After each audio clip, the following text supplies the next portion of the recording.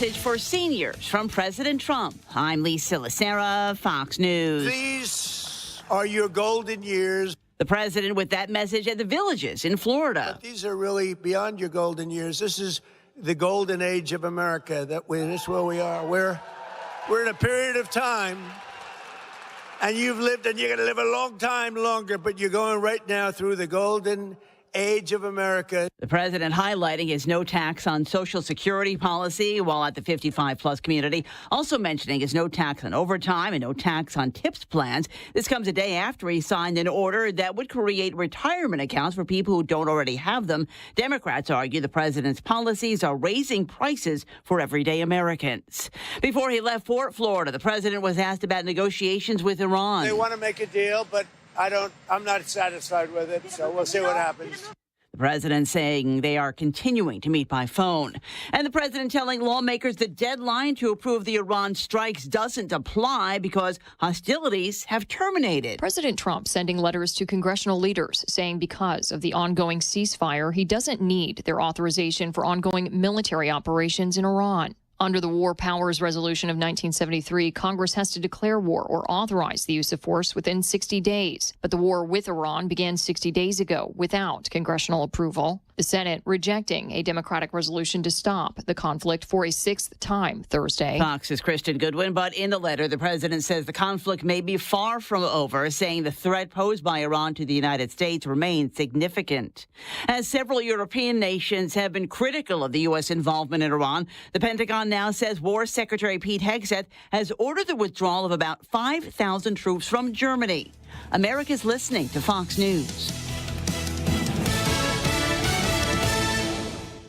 My name is Christine, and I'm a widow. My husband, Ryan, was a healthy 34-year-old, and 3 months later, he was gone. Thankfully, he had life insurance. Ethos made it so easy. You can get a quote in seconds, apply in minutes, and get same-day coverage. 100% online, no medical exam. Life insurance didn't take away the loss, but it did give us the space to just grieve. Get your free quote at ethos.com/save. Ethos.com/save. Paid spokesperson. Time spent on application may vary. Online health questions required. Thinking about starting your GLP-1 journey? Go to orderlymeds.com/radio. Get access to proven GLP-1 medications, licensed providers, and a plan built for real life. All online. No guesswork, no wasted time. Just real people, real answers, real momentum, and support that actually lasts. Join thousands already seeing results. Start now at orderlymeds.com/radio. orderlymeds.com/radio. Individual results may vary, not medical advice. Eligibility required. See site for details. Folks! The yellow light! I'm walking here!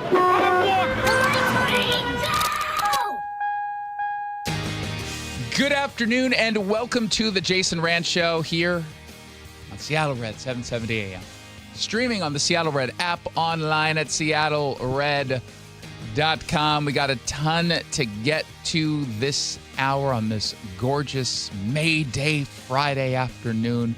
Molly Hemingway, author of a brand new book, Alito, stops by. Plus, Scott Jennings had enough about that smug 23-year-old kid who doesn't know how to wear a tie bar. We're going to get into that and so much more. But first, yet another major scandal exploding for Bob Ferguson. That's what's trending, brought to you by the Sunset Auto family. What's trending? Let's get political. He does seem to be rather scandal prone. Is that fair to say at this point? We can say he's both scandal prone, but also a control freak, which that part I can see. You can look at him and say he likes to have his hands on everything. You just get that sense. Bob Ferguson spent years building this brand of his on this idea that concentrated executive power is dangerous. Didn't he tell us that about Donald Trump over and over and over again? He sued Donald Trump, 50 times, 60 times as Attorney General? He gave all these speeches about checks and balances. He raised money off of the word authoritarian. And it's worth keeping in mind that Ferguson, who's, of course, now the governor, has ordered all Washington cabinet agencies to route their public communications through his office before they get released. If someone reaches out seeking comment or wants to do an interview, oh, no, you better tip us off first. You better tell us first in my office before we let you talk to a reporter. This was a story that Axios put to paper this week. I think yesterday and the day before is when it started to break. But the reality is, every reporter who covers Bob Ferguson has known this for the last year. And I think we even talked about this within the last year. I don't remember all the details. We probably didn't get too deep into it because, frankly, I don't care to go to Bob Ferguson's office for anything. And I never expect anyone of any agency to ever respond to anything that we ask. But this has been an open, quote unquote, open secret for the last year. The difference is Axios ended up finally getting some documentation via public disclosure request, which Democrats oppose, that shows you the depth of how egregious not only this policy is, but what it's actually meant. Melissa Santos is the reporter. She spoke with Fox 13. There are delays from the governor's office that are delaying information getting out to the public. And sometimes that's updates about, where vaccines can be accessed. That was the case in one case. And sometimes there's a mild delay in releasing an exposure map for a measles case last October at CTAC. These are things that do affect the public. And I think that if I was at CTAC that day, I might want to know about that measles case and maybe have access to that information a little sooner and not have sort of delays imposed by multiple layers of editing on news releases and such that we used to get straight from the agencies. Now, the spokesperson for Bob Ferguson says this is totally normal. This is normal behavior. We just want to make sure that we're all on the same page. This is so that we can be communicative across agencies. Now, it's certainly true that you, generally speaking, that you inform higher ups of what's happening, just in a general sense. What she's claiming from the spokesperson, Brianna Ahu is the name. What she's claiming about how this is totally normal, that's not true. That is 100% not true. You give a whole lot of, sort of leeway to your agencies that are under you to do the day-to-day, but they let you know big picture about what's going on. That would be like, hey, Jackson, before you send an email request for, an interview, let me see it first. No, I tell you just generally, don't be a jerk. Don't lie, but don't give them too much information when we're putting out this stuff. And I let you do it. Occasionally, if you're annoyed with something, you'll say it with a little bit of an attitude. Yeah, every once in a while, I'll say, you can get a little snarky on this one. Or if I really want to send a message, I say, you can go ahead and CC me on this one. But for the most part, I let him just do what he's doing. He's got the big picture guidance, and he'll tell me if there's any issues. That's how it works with the agencies. But the problem is he was so anal about this that it's literally everything, including some important stuff that needed to get out to the public. Specifically with regards to WIC, the Women, Infants, and Children's Food Aid Program, the governor's office, according to the records we found, was instructing the agencies not to take any interviews about that because they didn't want any questions about why the state didn't have any backup funding for that kind of program that helps people directly afford food. And that was from a State Department of Health staffer who wrote that in an email saying, we were just told not to take interviews. And that's not transparent for the public. What? It's not? So weird. Remember that whole war on the press thing that I'm told Trump is responsible, which is so odd because Donald Trump, he hates the press. He wants to throw everyone in jail. He's the most transparent president we've literally ever had. He will do sometimes over an hour-long press briefing with reporters just throwing questions at him left and right. He did it again today. Reporters will call him out of the blue on his personal phone and he'll answer. So I was on a panel on CNN where this very issue came up and they were asking me about it. I said, so this is a bad thing? He's like, oh, but all these, they played a minute-long clip of anchor after anchor after anchor, reporter after reporter after reporter, some international that I didn't even know, saying, I called the president, he picked up. And then they came to me for comment. I was like, what do you want from me? Isn't this good? You don't want someone who's transparent? You don't want someone who's answering questions directly? We had a president previously who wasn't able to do that at all. So now take that and the criticisms of Donald Trump. Look at what Bob Ferguson's office is doing.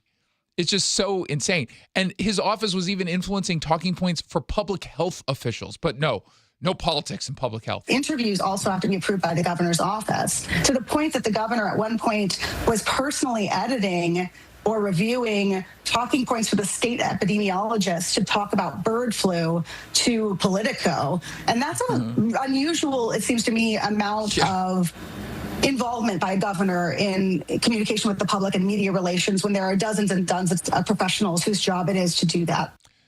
I saw our colleague Charlie from Seattle's Morning News on our sister station tweeting about this. And part of the reason why I know that this is an open secret is because he brought this up just internally. We were talking about this a long time ago. Others have talked about it as well. And he called out the governor for this, and he praised Melissa Santos, and good work from Melissa. And kudos to Fox 13, who covered this as well. I don't know if any other local media outlet covered this, but let's just, for the sake of argument, assume every single one, except for King 5, because, of course, they would never criticize the governor. But let's assume every other one covered this yesterday. And they talked about it, and they just presented the facts. That's that. Cool. Now what? Anyone? Because I would argue that if the press actually thought that this was a serious story, and it is a serious story, wouldn't there be a part 2 to this? Wouldn't there be a demand from the governor for some answers? Wouldn't it include some follow-up stories about what this truly has meant to the public gaining information, to gaining access to information that's important? Wouldn't this lead to a story about transparency with the press, transparency for the public? Wouldn't we get something? Wouldn't we get like weeks and weeks and weeks worth of content? Because I think it's deserving of that. And I think that if this were a Republican governor, this would be a big story. I think in Idaho, if this was Governor Brad Little who had this kind of policy, it would get national attention. I think if it was Tina Kotek, it would be treated the exact same way as it's going to be treated with Bob Ferguson. You get a day's worth of news, not leading story, and then it just kind of goes away, which is why he's going to continue to embolden his office to have sort of this iron fist on the agencies. Guarantee nothing changes. I guarantee nothing changes because he knows he can get away with it. And the truth is, the average person doesn't care about this. The average voter, including probably the average listener, doesn't even care about this story. Dare I say, we still cover stories you might not think is important, because I do think it's important, and I hope enough of you realize the importance of this, but nothing will change, unfortunately. Let's find out what else is trending. What's trending in the media? Well, Scott Jennings had a night. I talked to him briefly this morning, mostly because I just wanted to give him a high five, but then I was like, but I'm going to keep my personal space. I'm not putting my hand anywhere near yours, so let's just do a text high five. He was on CNN Newsnight, which is the show I'm on and will be on again in a couple weeks as I go back to New York. He was unfortunate enough to have Midas Touch contributor Adam Mockler on the show. Adam is, here's the sad part about any show on television, any debate show in particular, but really you can make this about any cable news show, whether it's conservative or liberal. There are some people who do this because they want to get the message out, and it's a benefit if there's a viral moment, but they're not looking for a viral moment. Then there are people who are only looking for viral moments, regardless of the content, regardless of whether or not they even believe what it is they're saying. And I am in the camp of, I'll take a viral moment. I'm not looking for one. I'll happily take it if it happens naturally, but I don't go in formulating a way for me to go viral. And if I did that, you know what would happen? I would go viral all the time because I know what kind of messaging would go viral. I'd drop an F-bomb every so often. I would get especially snarky with the host. Like, I would know how to do that, but that's not interesting to me. Sorry. I know people love the idea of just going viral. There are people like Scott Jennings who will go viral because he's just really good at debating. Like, he's not doing any sort of gotcha moment. He's got a brand, and he's really good at what he does. Adam Mockler, on the other hand, because he's a 23-year-old punk kid, is always looking for a viral moment. I felt that when he was on next to me, and I knew what he was doing, so I never gave in. But I hate that kind of content. And that's not all liberals do this. Conservatives do this too. I just don't like it. You can always tell when someone scripted out some sort of moment, sometimes a literal script that they're reading from, an insult, some sort of line that they, tested in front of their friends or their agents. It's like, ooh, I think this happens all the time. I can't stand that. I find it to be boring TV because I know what it is that they're doing. So they're talking about Iran. Adam Mockler going for his viral moment, ironically, generated a viral moment, but not because of anything he said, but because of something he did. We all know that Scott Jennings is more than happy to defend a war with a country that starts with the letters IRA that we are currently failing, that is going to put us trillions and trillions of dollars more in debt. I was only a few years old while you were in the administration defending prior endless wars. Now this war is failing. 8 weeks is endless to you? Okay, you said it was going to be 4 to 6 weeks. You have the attention span of a gnat? And I like that line. But again, stop using endless war when we've only been in it for weeks. Okay, endless war. It's endless war. And we're failing miserably. That's a stupid comment. And that's how I could easily go viral, just turn to him like, dude, that's a stupid comment, but I wouldn't do that. I debated you on TV 4 to 6 weeks ago. And at this point, he's starting to get rather close to Scott Jennings, putting his hands in his face. Now, in fairness to Adam, he does talk with his hands a lot. That's part of his brand, his shtick. It's kind of like the Gavin Newsom thing. They're doing that intentionally. Maybe he's Italian. I don't know. I don't think he is. I don't know. But he was doing it, and he does normally do that. However, he doesn't normally do that, at least in my experience, as closely to the person seated next to him as he was doing with Scott. Said we were weeks away from it. Now you're making condescending remarks because you can't defend the fact that this war is not going your way. Wait, one more time. Not going your way. One political Name one political concession. Whoa, honestly, I'm not going to have this guy's name in my face. Everybody, hang tight. Honestly. Okay. No, everybody, calm down. Okay. We're having a debate.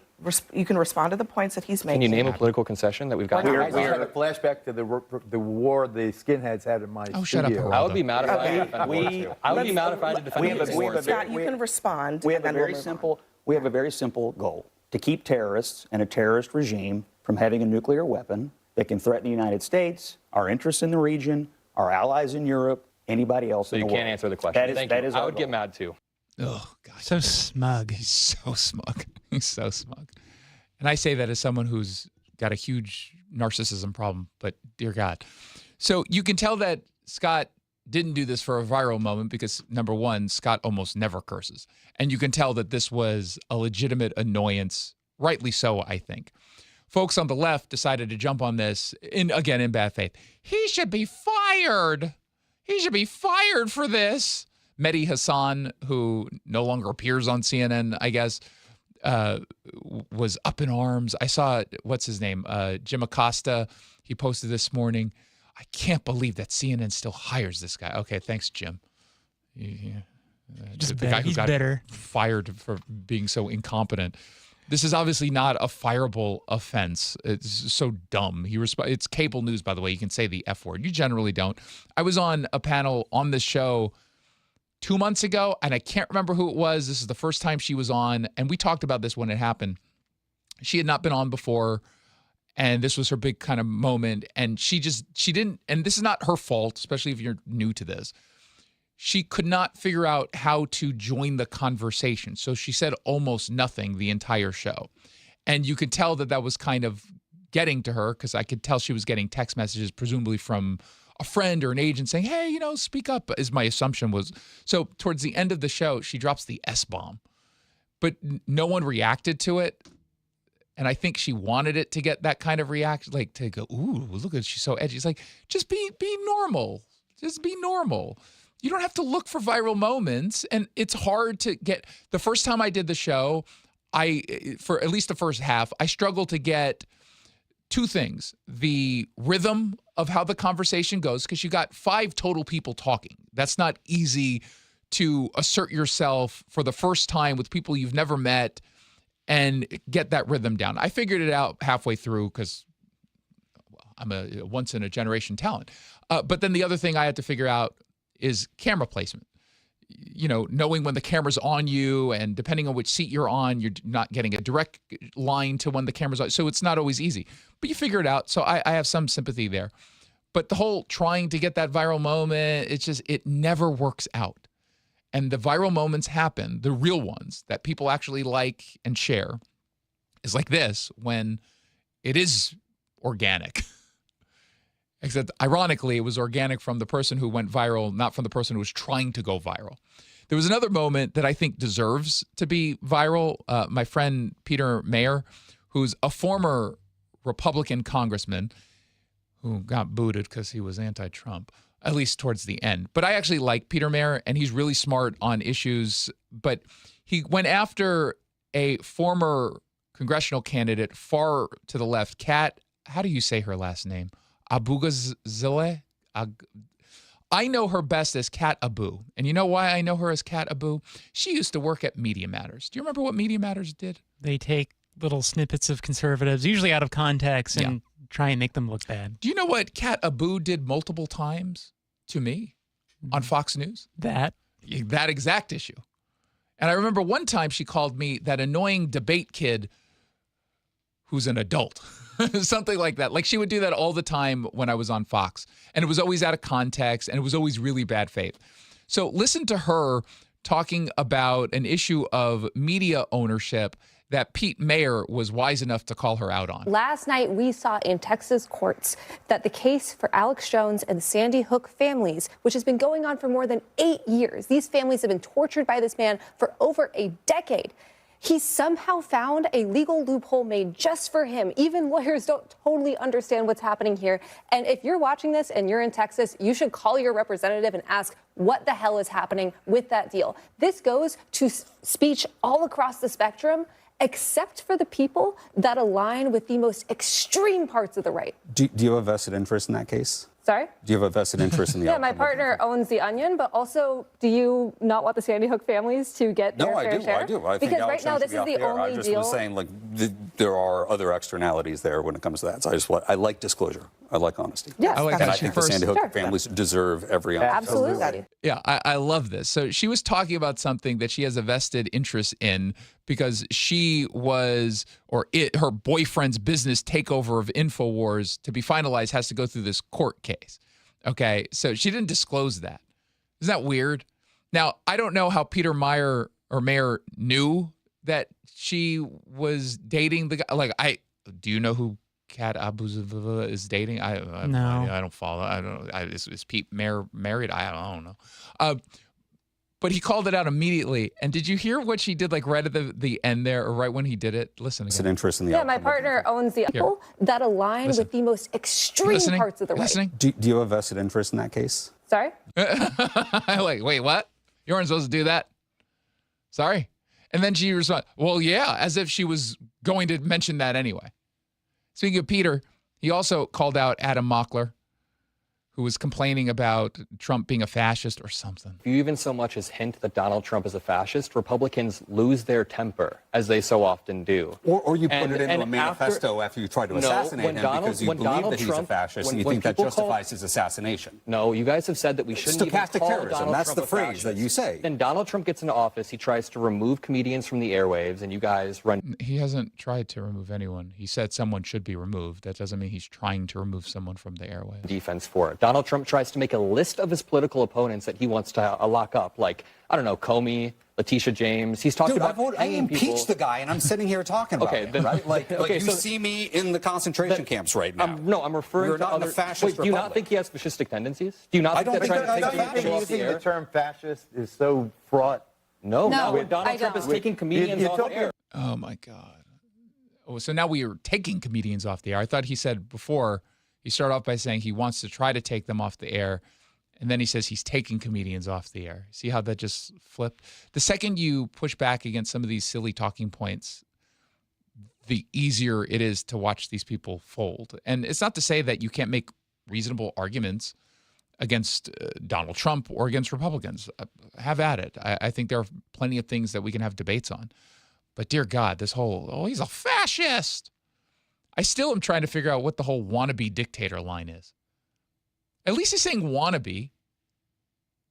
I can't remember the name of that guest. He was on last week when I was on.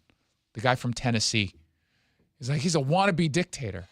So he wants to be a dictator, but he's not a dictator because your side has been saying that he is a dictator and a fascist, but now you're saying wannabe. Is there like some weird, do you think people afterwards get upset with him to say, just go say dictator? You're hurting our cause, man. 1-800-465-8770 for your text. When we come back, it's May Day. Yay. We'll have the latest. This is a special alert to all Americans who own a vehicle with less than 200,000 miles with an auto warranty about to expire or with no warranty coverage at all. Due to a decline in the economy, CarShield is announcing a low-cost month-to-month vehicle protection plan that is now available to the public to save any driver out-of-pocket expenses on future auto repairs. Call now to find out how you can pay almost nothing for covered auto repairs. Yes, you heard that correctly. Pay almost nothing for covered auto repairs. An open phone line has been established for all drivers to call for a free quick quote. Call 800-478-6430 now. Drivers who are covered will not have to pay for covered repairs again. This protection plan is at an all-time low. Additionally, drivers who activate this vehicle protection today will also receive free roadside assistance, free towing, and car rental options at no additional cost. Call us for your free quick quote today. 800-478-6430. That's 800-478-6430. What do you have to lose? Call 800-478-6430. Again, 800-478-6430. Liberty Mutual customized this song for you.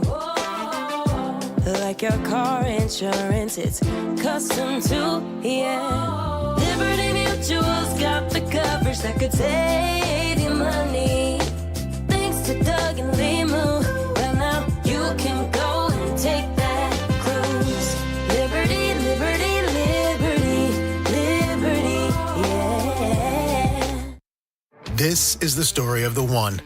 As a maintenance tech at a university, he knows ordering from multiple suppliers takes time away from keeping their arena up and running. That's why he counts on Grainger to get everything he needs, from lighting and HVAC parts to plumbing supplies, all in one place. And with fast, dependable delivery, he's stocked and ready for the next tip-off. Call 1-800-GRAINGER, click Grainger.com, or just stop by. Grainger, for the ones who get it done. This is a special alert to all Americans who own a vehicle with less than 200,000 miles with an auto warranty about to expire or with no warranty coverage at all. Due to a decline in the economy, CarShield is announcing a low-cost month-to-month vehicle protection plan that is now available to the public to save any driver out-of-pocket expenses on future auto repairs. Call now to find out how you can pay almost nothing for covered auto repairs. Yes, you heard that correctly. Pay almost nothing for covered auto repairs. An open phone line has been established for all drivers to call for a free quick quote. Call 800-292-4541 now. Drivers who are covered will not have to pay for covered repairs again. This protection plan is at an all-time low. Additionally, drivers who activate this vehicle protection today will also receive free roadside assistance, free towing, and car rental options at no additional cost. Call us for your free quick quote today. 800-292-4541. That's 800-292-4541. What do you have to lose? Call 800-292-4541. Again, 800-292-4541. Leather's remodel sale is on now. While the world is raising prices at Leather's, we are lowering them. Over 200 pieces of quality furniture will be sold at half off. Mitch here, owner of Leather's, Washington's most eclectic home furnishings resource. This is our largest selling event in 30 years. Gorgeous furniture for every room in the house will be sold at half off. Fabric, leather, and wood sold while they last at half off. Luxurious furniture in stock at liquidation prices. So hurry into Leather's giant remodel sale in Issaquah now. Is the volatility of the stock market driving you crazy? Is your retirement account sinking, yet you're getting older and you're starting to worry about, will I have enough for retirement? What about the money in the bank? These banks pay nothing these days. How do we get growth to get to retirement? It's simple. Move into gold and silver. Want to know how to do it? Listen to my show, Striking Gold, with me, Kenny Michaels. Sundays at 11 a.m. on Seattle Red.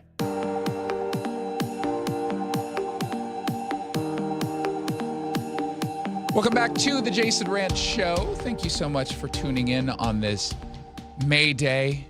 Is this the one where we say May the 1st be with you?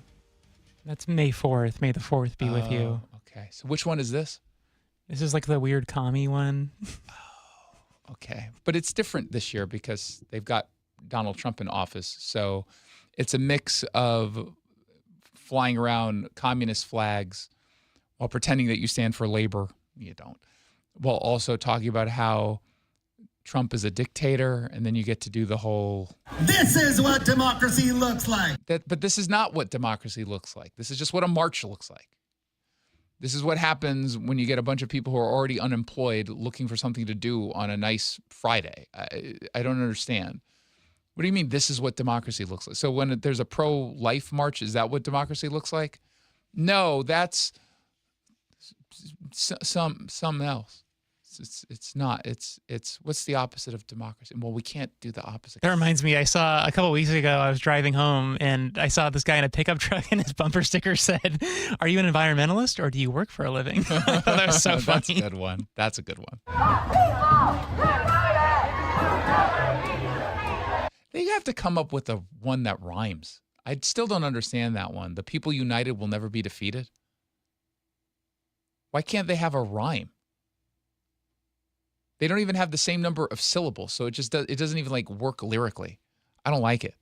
So May Day, we're told from April Sims, the Washington State Labor Council president, is for the working class or something. Our movement fights for the dignity of all working people. You may not be in a union yet, but this movement fights for you too. Okay. It's for the working class. There was a whole lot of anti-Trump and anti-ICE stuff going on, which is weird. What happened to the working class stuff? I've got video up on our social media, or at least on my X account. I will say this is kind of clever. I couldn't quite figure out at first because we have a listener who's embedded with them sending me video, so I'm posting it. One looked like a bee in an ICE uniform, and it's yellow and black. And I was talking with Julia from mynorthwest.com, and she was like, "What is it? I don't even understand." I'm looking at it, I was like, "I think they're bees." But then I looked a little bit closer. You know what they were? Lice. Get it? They just put an L in front of the ICE uniforms and they dressed up as lice. That's stupid. It's very stupid. Do you even know what a lice looks like? A louse? I thought it was a louse. Is it a louse? Yeah. Is it a single? I think lice is there plural. were several of them. Okay, okay. Well, I don't know. Do we say hair or hairs? I think lice can work singularly or as a plural. I always thought that. I'm under the impression that a single louse is... It's just a louse? Yeah. You're not thinking about the city? Or is it a country? The country. It's a country. Oh. If you have ever worked for a paycheck, you are my ally, my sibling, and my comrade. No, we're not. Everyone there is like, "Oh, shoot, I've never done that." Yeah, no, everyone, in that audience is like, "Oh, I thought we had so much more in common." It turns out we don't have anything in common. Because our struggles are linked. And if our struggles are linked, so too are our solutions. I'm feeling fine. How are you doing? Are you struggling today? Not really. It's nice out. Yeah, I don't know why she's always so angry all the time. That's the one thing about labor activists. They're always so angry. Lighten up a little bit, man. You know what every single one of these people needed to pull? A Chris Wright. They need to just try to photosynthesize. Just look up into the sun, close your eyes, just absorb some of that. Katie Garrow is the executive secretary-treasurer of the MLK Labor Union. There is a growing awareness in our communities about the concentration of wealth within an upper tier of society, and working people are having a harder and harder time to make it every year. Did you know that there's never been a time in history in which the so-called concentration of wealth was less concentrated? Like, we live in a time in which there's less concentration of wealth than at any point in history. Do you know why that is? Because people are making more money. Mm-hmm. Because we have more freedoms, maybe not in Seattle or Washington, but we have more freedoms. People are able to actually gain more wealth, accrue more wealth, and they can spread it to their own family members. It's not just a time in which there's like one small group of families that have all the wealth. That's not how it works anymore. They don't want you to know that because their goal is to keep you poor. Because when you're poor, you're more likely to give them more power. That's what this is about. But they'll tell you they're fighting for your quality of life. Being able to provide for your children, being able to get care when you're sick, being able to go on vacation, get braces for your kids when you need to. That's what we're about. All the kids are like, I don't want that kind of freedom. Get away from me. I would be looking like that all the time. But everything she just said, we've already accomplished and then some. If anything, we've gone too far in the direction of, you want a vacation, let's give you endless vacation times. You accrue your sick time every single month. Do you know how many sick days I have? I went back and I looked because I used a half of a sick day this week. You know how many sick days I have?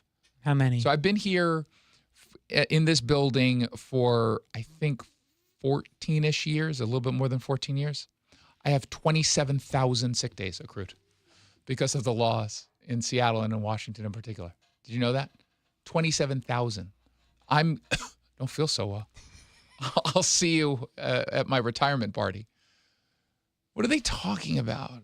And really, this is all about being anti-Trump. Attacks on immigrants and on our voting rights and on just our basic, Spit it out. Our basic social safety net. Okay, yeah. Again, we have more of a social safety net now than we've ever had in the history of social safety nets. It's funny that this week is when Katie Wilson got called out for this statement that she made actually on April 14th. I think the claims that millionaires are going to leave our state are like super overblown. And if, the ones that leave, like, bye. Like, bye, like, and stuff like, yeah. This was the number one trending story on Fox News today. This is 2 days in a row. I've got an op-ed coming out for Fox News, I think, on Monday or Tuesday on this issue. People are wailing on her, and they should. But, and I pointed out on the show yesterday, and as I point out in the op-ed at Fox News, part of the reason why they're doing this, she's doing this, is she wants you focused on demonizing the wealthy, because the second they do, in fact, leave, and they are leaving, the Democrats are going to say, well, now we're forced to, because those evil, greedy, wealthy people who fled to pay their fair share, we now have to target you with a tax. It's not our fault. It's their fault. They did this to us. We know that that's their goal. They told us that that's their goal. They told us that. What do they call it? Tax justice. That's what they're calling it. And there was video that was leaked earlier this week of State Representative April Berg. She's, what is she, Marysville or Mukilteo? I can't remember. But it was obtained by Future 42, who weirdly decided to give it to a different show, but not this one. Okay, thanks, guys. And she says in this Zoom meeting, we are now going to have more people paying their fair share at the amount they should, right? So you won't have the highest earning Washingtonians paying less than the lowest earning Washingtonians. Now, can I say it's perfect? No. But this is the next incremental step in tax justice. If you remember, we went from capital gains, now we're at an income tax, so we're getting there, all right? Where's there? What's next? Any ideas? Any whatsoever? Exactly. You already went after the billionaires, and then the millionaires. What comes after that? Everyone else. It's the Jason Rantz Show. Is it time to get your home sold? Nick Southard with Upgrade Realty here. Selling hundreds of homes for over 25 years has taught me presentation is everything. Picture amazing photography, designer staging, and maximum exposure. With my luxurious marketing, you'll sell fast at top dollar and save thousands in fees for just 1% listing commission. To learn more, visit upgraderealty.com. Upgrade your listing for 1%. Upgraderealty.com. Summer's right around the corner. Can you say World Series? I don't want to jinx anybody, and I don't want to jinx the heating system or cooling system that you have, but it could possibly out at home. So the best thing to do right now is to replace the system. You want it done right and done fast. Upgrade your cooling now with Home Comfort Alliance. Their 60-second online price estimator makes it so easy. Upgrade to a Lennox cooling system and get a new heating system free. Plus available utility rebates. Visit homecomfortalliance.com today. Support comes from Amazon Business. Free your team from time-consuming procurement tasks. Discover smart business buying where unmatched selection meets AI-driven tools to simplify complex processes so you can focus on what matters most. Learn more at amazonbusiness.com. Get $1,000 in free survival gear for a limited time. You heard that right. Right now, when you order the powerful Grid Doctor 3300 solar generator from MyPatriotSupply.com, we'll send you over $1,000 in life-saving preparedness supplies, including a 4-week survival food kit, water filtration system, an off-grid cook stove, and much more, absolutely free.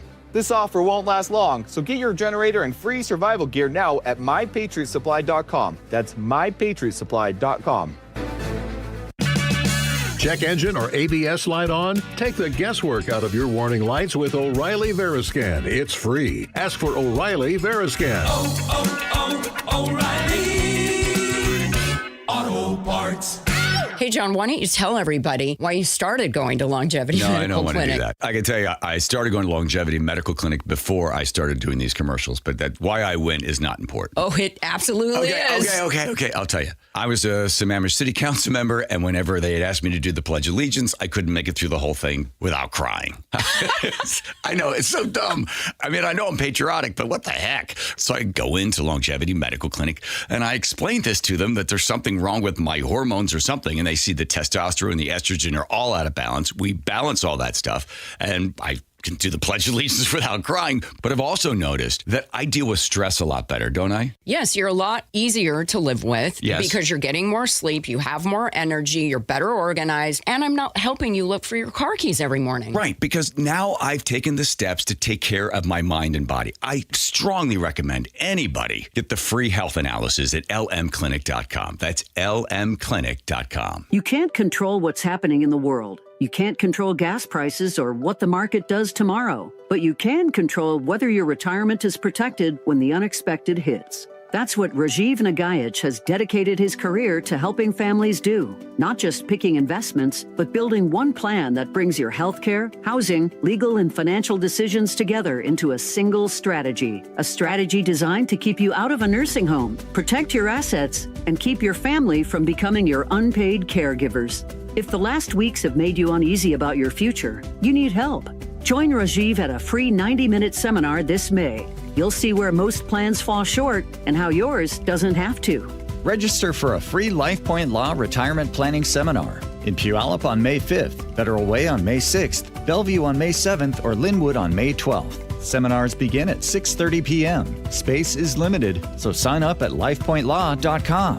That's lifepointlaw.com. Welcome back to the Jason Rantz Show on Seattle Red 770 AM, online at seattlered.com. My next guest is the editor-in-chief of The Federalist. She's a Fox News contributor. She's one of the sharpest journalists covering the intersection of law and politics in the country. She's got a brand new book.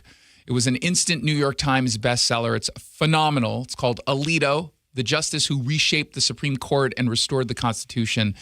She had some really great inside access, inner circles, the actual justices, and this is the first comprehensive portrait of the man many are now calling the most consequential jurist of our time. And it drops, of course, at the exact moment that Justice Sam Alito handed down another landmark ruling, this time, quote unquote, hollowing out Section 2 of the Voting Rights Act. Molly Hemingway, as her friends call her, a 3-time New York Times bestselling author. Welcome to the show. It is great to be here with you, Jason. So the book, and I'm currently in the middle of it. I got the audio book, which we'll talk about in a bit. But it basically makes the case that Justice Alito has kind of been hiding in plain sight, right? Well, we know so much about the other justices. There have been books written about them. They write books about themselves. And for people on the right in particular, there's Justice Scalia, who's this larger-than-life figure, and then Justice Thomas, who's beloved by literally everybody. And Alito is shy, and he doesn't really seek attention. He doesn't like attention, and yet he's been behind some of these absolute monster decisions, including this week. And so it seemed to me that we should know more about him, and I'm glad I wrote it because I realized other people want to know more about him as well. Why do you think it is that it took this long for someone to really dive into a guy who's written really consequential decisions like Dobbs? You know, for me, it was something I decided to do when some of his own colleagues had told me and Carrie Severino that they thought it was weird that nobody was talking about him because they considered him such a giant on the court. They say he's the best at oral argument. He's brilliant. He keeps majorities together.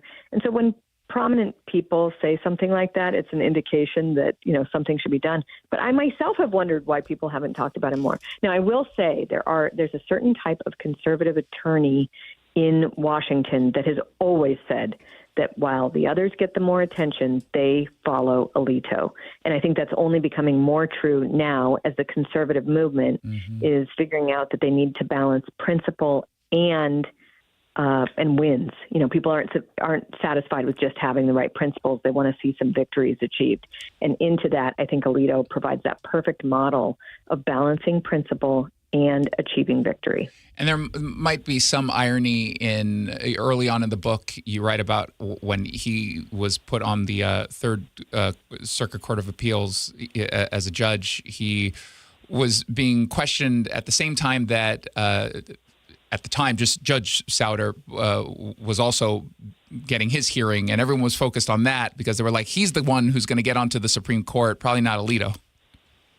And then Souter does get on the court, but he ends up not being that influential. He was very influential in stuff like KCB, Planned Parenthood, where he helped reinstate Roe v. Wade under a different rubric. But, he has kind of a short career on the court and doesn't end up being particularly influential. He also ends up being a complete and utter liberal, despite being nominated by a Republican.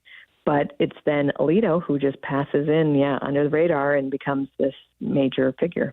You describe him as a Burkean conservative, I think. What does that mean for someone at home? Well, when a lot of people have noticed this about him, they think he is in the line of an Edmund Burke, who cared deeply about tradition and culture and conservative values. When we look again at who many of the Supreme Court justices that we pay attention to, even on the right, they tend to be more liberty-minded as opposed to traditional or culturally minded. And Alito is not that. If Gorsuch and Thomas and Scalia are these great, almost libertarian justices, Alito's really the one for the conservatives. And he's always been conservative. You even hear it in his confirmation hearings that he cares a lot about the values of a community and ensuring that those values are not under attack by the government. He says it in his writings when he's at the DOJ during the Reagan administration, and then it clearly comes through in his jurisprudence now.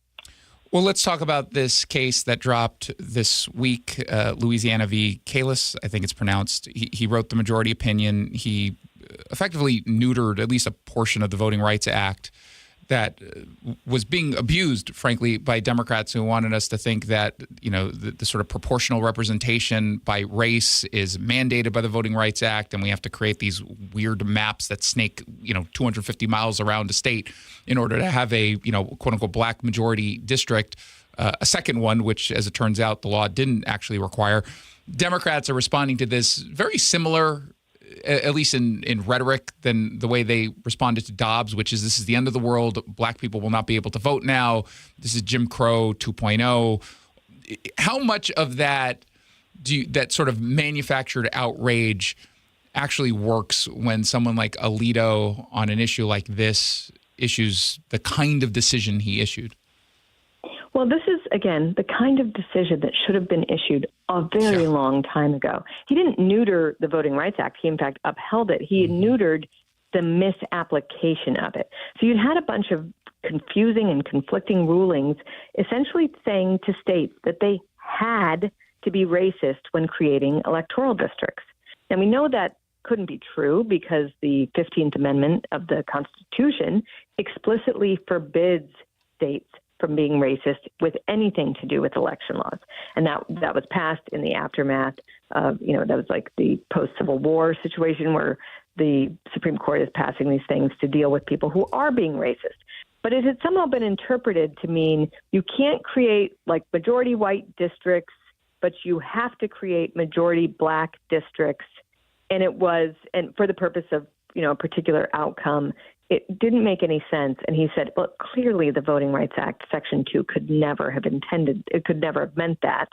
And so you get a 6-person majority saying, stop interpreting the Voting Rights Act in this way that is racist and directly in contradiction with the 15th Amendment to the Constitution.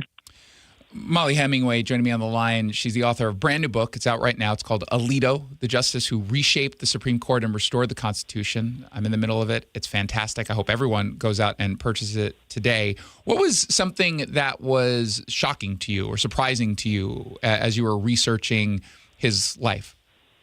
Well, I just have to say the most shocking thing I learned while reporting this book was the behavior of Elena Kagan on the court following the Dobbs leak, when she intentionally delayed the release of the decision, even as her colleagues were all having their lives threatened.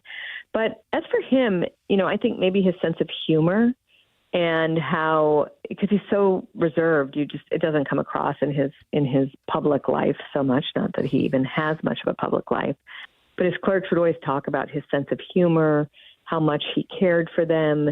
He had this, it was difficult to find people to speak against him. And I interviewed nearly 100 people from all stages of life. And he's someone who's just been well regarded. I also think it was fun to explore his interesting, he's so reserved and his wife is so colorful. And I think, we learned more about that as the New York Times decided to go to war with his wife and say that, when she flew a flag from the Revolutionary War era, that meant that she was an insurrectionist or something absurd. And that was fun to learn about, too. How did the decision to hold on to the Dobbs leak impact the relationship? What is his relationship like with other justices? Right. So throughout the history of the Supreme Court, you've had a lot of concern with people about maintaining the friendships on the court because they're all appointed for life. There are only 9 of them. It's much easier if you all get along. And they have, for the most part, gotten along. When the Dobbs leak happened, that just disrupted everything at the court. Nobody thought a justice did it, but they definitely assumed a clerk or senior staff member had done it. And so that meant you didn't know who you could trust within the court. And then even though the draft had been done since February, and we know because we saw it that the final document was essentially exactly the same as the draft, they were just waiting on a dissent. And they asked the dissenters, could you please wrap it up because we're wearing bulletproof vests, our houses are on the internet and people are coming and attacking every night and, people are trying to kill us. And if they did kill us, it would affect the outcome of this case. So could you wrap it up so that we can get it out and then people will have less incentive to kill us?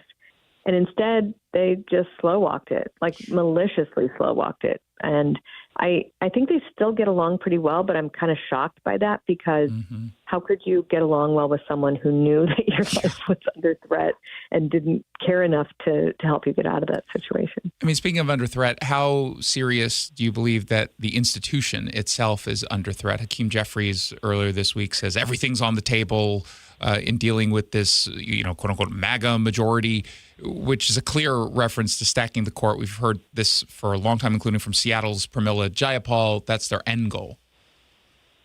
We're seeing so many people, high and low, attack people and institutions. You have the attempted assassinations of Trump, the successful assassination of Charlie Kirk. You have these attacks on the institutions that preserve our form of government, our liberty. You have high-level people, Chuck Schumer, Hakeem Jeffries, even like Barack Obama he's been a little less bad, I guess, than Hakeem Jeffries and Chuck Schumer, threatening to pack the court or threatening violence on the justices, as Chuck Schumer did, if they didn't vote the way he wanted them to. It's a very dangerous norm-breaking situation. Even some of the liberal justices are breaking these norms by attacking their colleagues publicly. That's never done, and attacking the integrity of the court.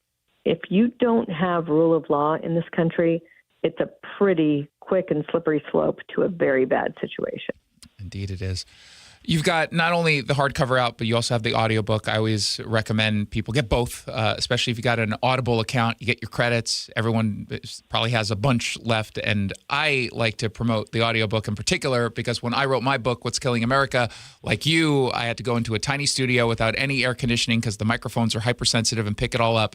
And you just have to read your own work for hours and hours and hours while someone is listening to everything that you say as the director, and they can say, well, you mispronounced that name. What was the process like for you? And at what point did you regret writing a book as long as it was? Well, Jason, this is my third book, and the first one I had a co-author, Carrie Severino, and so we alternated chapters. For the second one, it was during COVID. They wouldn't let me read it, and I got a lot of complaints about the narration. So I insisted on reading this one, and I will tell you that it's a little personal, but I found out my dad died an hour before I began recording, and I knew he was near death, so I was trying to get it done so I could get home to be with my family. But man, I barely remember doing it because I just was in such a mad dash to get done. But I did check out my Audible narrator ratings. And I was very pleased that I had a high rating for that. It's very good. That again, every time I'm on a bus or in a light rail or in the car, I'm listening to you narrate. And I'm going to brag though for a minute because I've got 2 minutes on your book. Mine is 10 hours and 25 minutes. Yours is 10 hours and 23 minutes. And I was miserable the entire time. Yeah, it's an experience nobody can understand. Like, you have to be careful what you eat so that your stomach doesn't crumble. You have to wear clothing that doesn't make any sound. If you have like the slightest scratchiness, it can affect you. You have to re-record. But I had a great team, and I'm very thankful for them, too. I hope people will check it out. Again, it's available right now. It's called Alito, the Justice Who Reshaped the Supreme Court and Restored the Constitution. It's an instant New York Times bestseller. So if you don't already have it, you're missing out on what everyone else is enjoying. Purchase it now. Molly Hemingway, thank you so much for coming on. I really appreciate it. Thank you, Jason. Again, it's Alito, the Justice Who Reshaped the Supreme Court and Restored the Constitution. You're listening to The Jason Rantz Show.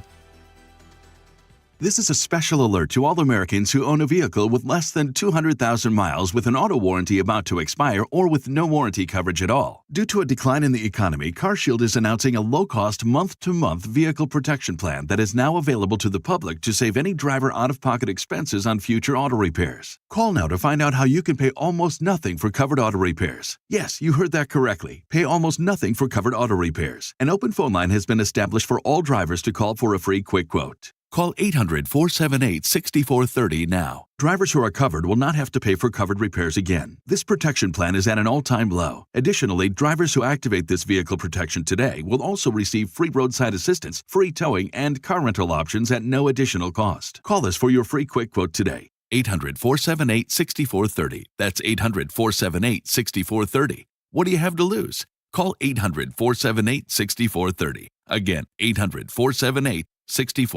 Are you trying to get weight loss support through telehealth, but it feels overwhelming and rushed? Check out Orderly Meds now. OrderlyMeds.com was built to be different. Here you connect with real doctors who take the time to understand your goals, review your eligibility, and guide you through a plan that's right for you. Orderly Meds provides access to proven GLP-1 medications like semaglutide and tirzepatide, including both name brand options and personalized compounded versions when appropriate. So you have choices backed by clinical oversight, not guesswork. It's a simpler, more supportive telehealth experience designed around people who want clarity, care, and confidence in their weight loss journey. And your medication is delivered directly to your home in discreet packaging, so your experience stays private from start to finish. Do your research, ask the right questions, then visit orderlymeds.com/radio for an exclusive offer. Again, that's orderlymeds.com/radio. Individual results may vary, not medical advice. Eligibility required. See site for details.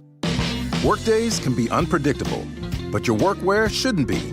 With the Cintas Apparel Plus program, you'll have freshly laundered garments for everyone on your team delivered every week. Cintas has workwear for just about any job imaginable, with high-performance fabrics and an uncompromising fit that stretches and moves with you. Don't leave looking and feeling good to chance. Visit Cintas.com. Oh, I'm ready! And get ready for the workday. This is the story of the one. As a maintenance tech at a university, he knows ordering from multiple suppliers takes time away from keeping their arena up and running. That's why he counts on Grainger to get everything he needs, from lighting and HVAC parts to plumbing supplies, all in one place. And with fast, dependable delivery, he's stocked and ready for the next tip-off. Call 1-800-GRAINGER, click Grainger.com, or just stop by. Grainger, for the ones who get it done. Summer will be here before you know it. Is your yard ready? Natural Design Landscaping has over 30 years of experience designing, building, and maintaining beautiful outdoor spaces across Seattle and the East Side. Now is the time to plan your patio, water feature, or full landscape makeover so you can enjoy it all summer long. Mention Seattle Red and get 10% off your first service. Visit naturaldesignlandscape.com, naturaldesignlandscape.com to schedule your consultation. Natural Design Landscaping. Let's build something wonderful together. KTTH is now Seattle Red. We must think big. The same conservative voices you trust, now on a bigger platform.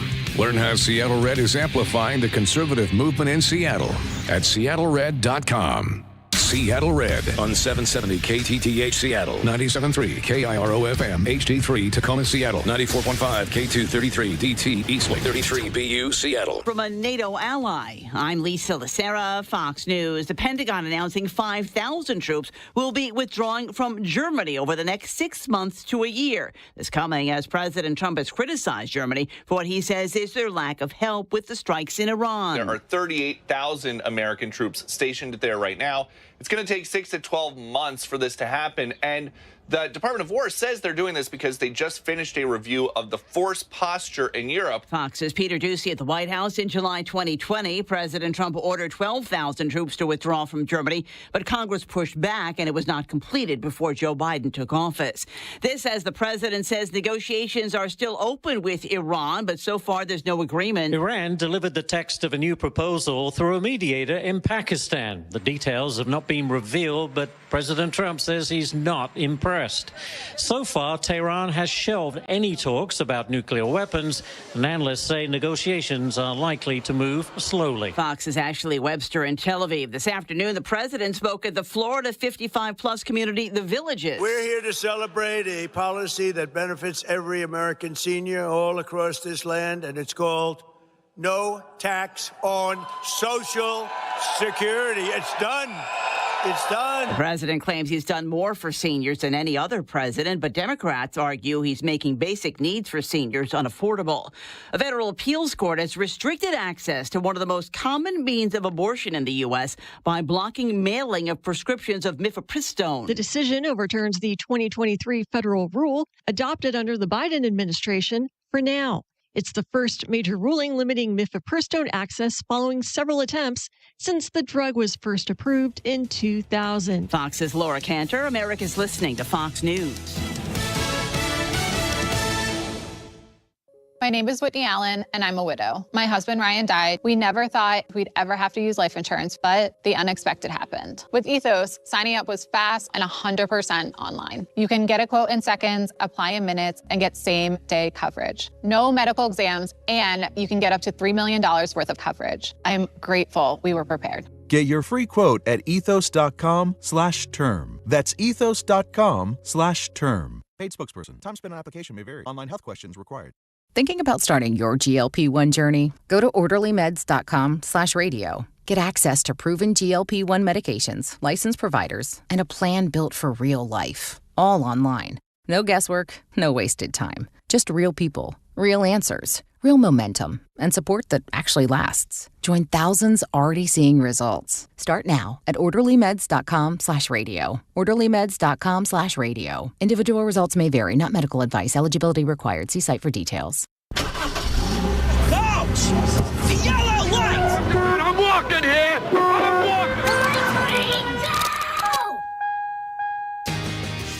Good afternoon and welcome to the Jason Rantz Show. We're here on Seattle Red, 770 a.m. online at seattlered.com. We got a ton to get to this Friday afternoon, including something that used to be free is now going to cost us money because Sound Transit is incompetent at what it is that they do. We'll get into that and much, much more. But first, is it true that Mark Zuckerberg and Tim Cook want to purchase the Seahawks? That's what's trending. Brought to you by Legacy Group Capital, Common Sense Lending. What's trending? The sports ball. The Seattle Seahawks are for sale. And over the course of the last 24 hours or so, the sports media world, locally and nationally, kind of went sideways because for about 4 hours, at least, everyone thought Mark Zuckerberg of Meta and Tim Cook, soon to be formerly of Apple officially, were riding into Seattle to buy the team. Here's what actually happened. So the Seahawks were put up for sale on February 18th. We talked about that back when it occurred. This was about a week and a half or so after the Super Bowl win for the Seahawks. And we knew that this was happening because the Paul Allen estate was said to have to sell at that point. It's part of a long process of divesting Paul Allen's assets and directing all the proceeds to philanthropy, which is what he intended. Now, the Trailblazers already went through all of this. The sale closed in March, I believe, late March, and it was north of like $4 billion. So the Seahawks are going through the same process, but it's a little bit different of an animal, right? This is valued anywhere between $8 to $10 billion or so. So they're expected to shatter the record that was set by, I'm told, by Seattle Sports. Washington Commanders back in 2023, they sold for a little over $6 billion. So everyone's essentially been waiting for the first real names to surface. Who can actually purchase this? And, there was that rumor about a month ago or so that Elon Musk was interested, but no one understands where that rumor came from. It didn't come from Elon because he said he's not interested. And so yesterday, Front Office Sports dropped what they called this exclusive. They talked to 5 sources, and they were told that Mark Zuckerberg was considering a bid. 4 sources said that Tim Cook was separately thinking about, offering a bid. And they say there's at least 4 potential majority buyers in total. And, that's a lot of sources, so it has to be right. But within hours of the reporting, the whole thing started to collapse. Bloomberg reported that Zuckerberg and Cook were, quote unquote, not interested. A Meta spokesperson said, quote, glad we could intercept the rumors on this one. Oh, God. Mark isn't making an investment, no bid, nothing at all. There was a source that was, again, to Bloomberg that's close to Tim Cook, who denied he was making a bid. And then the original reporter of that Front Office Sports piece on his own social media posted that a source close to Apple called it completely false. And he added that the spokespeople for both had, quote, ample opportunity to deny our report before it came out. Which, okay, that's a fair point. I don't know if they just, didn't want to respond to Front Office Sports because they don't know what that is. I have no idea if that's a big sports blog or not. I've never heard of them, but also they could be huge and I would never hear of them because I don't live in that world. I don't read those blogs. But, it was notable whenever you get these kinds of massive scoops coming from completely, let's just say, non-traditional mainstream media. It doesn't mean it's wrong, but we should maybe be a little bit more suspect of it. So at the same time, I can also say if Zuckerberg wanted to purchase or Tim Cook wanted to purchase, and I'm them, I would lie to the press because doesn't it have some costs associated with being open about that? Isn't there some implications as to whether or not you might be driving up the price now that they know who's involved? So, I mean, again, with respect to Front Office Sports, they could be completely right and Meta and Apple are lying. And I would lie if I were Mark Zuckerberg or Tim Cook at this point too. But we did go from Zuckerberg and Tim Cook are buying the Seahawks to, no, they're not, in about half of a news cycle. Now, setting aside the rumor, this is always a little bit hard to believe on its face. NFL rules require a controlling owner to hold at least 30% of the team. That, according to NBC Sports. And Zuckerberg is worth over $200 billion. So he could write the check without blinking. Tim Cook's is a different story. His net worth is around $2.9 billion, according to NBC Sports. And obviously, that's a lot of money. However, if you need to come up with 30% of a $10 billion franchise, the math doesn't work unless people are just giving him a whole bunch of money. Now he could be a minority partner. And maybe that's what originally the sources were trying to pursue. I don't know. But the other wrinkle is that Jody Allen, who's running the estate, she's going to be very deliberate about who she sells to. And I imagine she's not going to hand the team to someone who moves it.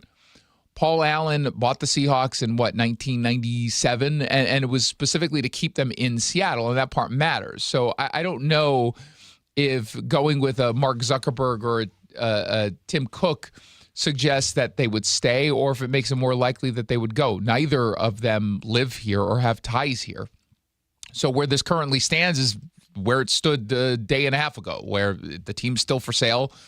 And, Cuomo's out there talking to man on the street, doing man on the street interviews, or women on the street interview, people on the street interviews, because we don't gender on this show.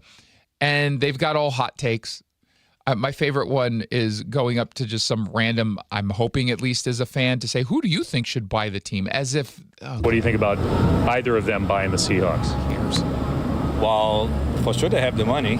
I heard about Ballmer, and I would love to see him jumping around and singing. Oh, God. Steve Ballmer. So you heard about him owning, the Clippers? And you that's a useless piece of audio that Cuomo had to include in their story. Director of the Sports and Management Program at SU, Dr. Natalie Welch, who I think we've made fun of on the show before, says the bidding war is more entertaining than the actual games for some people. Oh, God. The fact that we're talking about it and following it is kind of like a sport within of itself, right? It's not. No, it's not. It's not. Can we just not? This is like the equivalent of talking to someone who wants to make the argument, well, some people like the commercials more on the Super Bowl. Who maybe don't even watch games, but they're interested in like the ecosystem of sport. That's a big group to kind of get organized, to get all on the same page.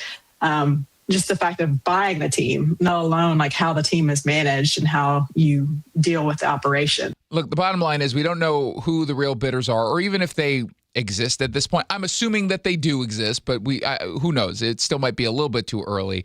We're not going to get deals that are as large as something like this coming together overnight. But what I'll say as a general fan of sports, to the degree that I want them to do well locally because it's good for the economy, whoever buys the team better understand what they're getting, because this is not just a franchise. And, this isn't even just a Super Bowl team, right? This is a city-loved team. And I think for the most part, they were able to navigate some of the wokeness, but not entirely. And the reality is that's always going to be weighing in the background, putting pressure on this team the same way they put pressure on other teams. Mariners, I think, handle it the best. Sounders, the worst. Seahawks have been somewhere in the middle. And I'm okay if they stay in the middle versus leaning towards the wokeness. And I just hope we don't get a team owner that expects that because, it's progressive Seattle. 1-800-465-8770 if you want to weigh in. And you can send me a text as to who you think should be the owner, and I will pretend to care. Let's find out what else is trending. What's trending? International. So Iran delivered a new negotiation proposal to Pakistani mediators late last night. The White House response today was about as warm as you'd expect, essentially a diplomatic shrug. President then, speaking with reporters before heading over to the Villages in Florida, was all like, yeah, hard pass. So they want to make a deal, but I'm not satisfied with it, so we'll see what happens. Iran wants to make a deal because they have no military left, essentially, and they want to make a deal, but I'm not satisfied with it. Now, it's baby steps, I guess, in the right direction, because Iran, what they're proposing, and you got to pay close attention because this is where Tehran thinks it can maybe outmaneuver the United States and Donald Trump, but it can't. The offer was, let's solve the Strait of Hormuz problem first. We end the blockade, we extend the ceasefire permanently, and then maybe at some undefined, undetermined later date, maybe we're going to talk about the nuclear stuff. Well, yeah, we'll get around to it. Don't worry. We got you. But obviously, Trump's not going to allow for that. And the fact that they want to solve the Strait of Hormuz problem first is our biggest leverage point. They are feeling the pain. They're feeling the pain. And what Democrats are proposing here in stopping this blockade and just giving in is essentially asking the president and thereby the United States to give up our leverage before the hard conversation even starts. And if Trump were to lift this blockade and Iran reopens the Strait of Hormuz, the global oil market stabilized, no doubt, and that's good for us. But that means the economic pressure on Tehran goes away. It just completely evaporates. And suddenly the Ayatollahs have zero reason to make any concessions on enrichment. They pocket the win. They stall indefinitely on nukes. We see their economy start to rebound. And we've seen that movie before. It was the Obama-Iran deal. And it ended with Iran closer to a bomb than when we started. It's just so unbelievably silly. But at the same time, you've got the War Powers Act, which is coming up, I think, tomorrow. And the president is dismissing that. Why are you not seeking congressional approval to extend it? Because it's never been sought before. There's been many times, and nobody's ever gotten it before. They consider it totally unconstitutional. But we're always in touch with Congress. But nobody's ever sought it before. Nobody's ever asked for it before. It's never been used before. Why should we be different? And not that I disagree with him, but there's some political considerations here, right? So he could just get the Congress to give him the green light, and he does have enough Republican votes to move that forward. However, that becomes a political issue because it's clearly not popular right now. And maybe it never becomes popular what it is he's doing here, even though it's the right thing. And he's willing to take the political hit. But by having Congress get involved and giving him the green light, that could harm individual races versus what they can just do, which is not vote on it at this point. And yeah, that could still hurt them politically, but just not nearly as much because it allows individuals to take positions, verbally at least, in their districts without having to back it up with a vote. I mean, that's just the reality. And Trump understands that, but his underlying issue there and what he said is 100% correct. That we're putting a standard on Trump that we didn't put under Biden or under Obama or under Bush because they just don't like Donald Trump on the left. And of course, the media is going to cover all of this like Trump is somehow being reckless, like he's the one escalating. And no, he's not. Now, could there be some escalation as a means to really ramp up the pressure? There's no doubt that the military operation has been extremely successful, but we paused that. It's similarly undoubted that this Strait of Hormuz blockade has been extremely successful. It's putting on a ton of economic pressure. Their currency is in the toilet. Their economy is at a standstill. But it's not done yet. So if you maybe ramp up some of the military pressure at a time where the economic pressure is really strong, that might be a winning ticket. That really might end this quickly. Richard Blumenthal, the senator from Connecticut who pretended to be a decorated war veteran from Vietnam or something, Google it, he said he believes the military strikes are going to start up again. He was on CNN. I do have the impression from some of the briefings that I have received, as well as other sources, that an imminent military strike is very much on the table. And by the way, it should be on the table, yeah. Which is deeply disturbing because it could well involve American sons and daughters in harm's way and potential massive casualties. So, of course, he's adding that last part. Have we had any troops on the ground in Iran? No. We don't need to do that. I can't be more specific because I received at least one of these briefings, several of them in classified settings, but I'm not saying with any certainty as to when it would happen, but very much on the table as a potential plan. Yeah, of course it's on the table. Everything is on the table. This idea that something is imminent because it's on the table doesn't necessarily hold. But at the same time, it's not like I don't think it should be on the table. I genuinely do believe it should be on the table. Seriously. I don't know why you wouldn't. I can't remember who he was. It was a retired general on Fox News this morning around 6 a.m. or so, who, when he was asked whether or not we should resume military strikes, he's like, yeah, I think we should, because we're in a really good spot right now, and Iran is in a really weakened spot. Congressman James Walkinshaw from Virginia, Democrat, pretends we don't have any leverage whatsoever. You know, in terms of the negotiations, I think it's important to note we've been in the same position that we were in before President Trump launched the war, negotiating around the same issues, right? There are reports that there were negotiations around a 5-year suspension of Iran's nuclear program or a 20-year suspension. That's the same conversation taking place before the war. Only difference is the Strait of Hormuz is closed, gas prices are way up. Well, actually, because the Strait of Hormuz is closed, the economic leverage point is real. We're actually able to leverage that over them. And by the way, as oil executives are pointing out, it's the U.S. and our newly sort of passionate drive for domestic oil production. And because of what happened in Venezuela, we're the ones who are helping to ease some of the pains globally. Now, again, their pain, their pain points. There's no doubt. As the price of gas is expensive, price of oil is expensive. But he is being very disingenuous and very bad faith in this. But, a Democrat who's disingenuous and bad faith, I'm shocked. I can't believe it.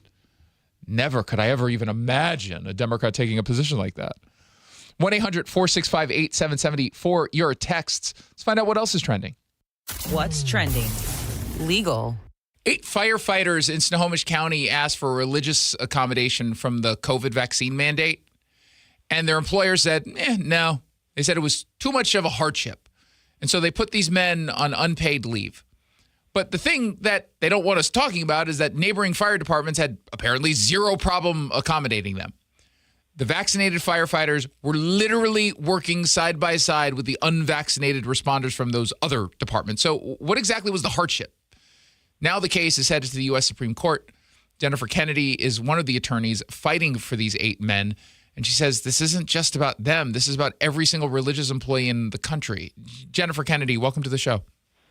Thank you so much, Jason. So glad to be here. And you're exactly right. It's not just about these 8 Snohomish firefighters any longer.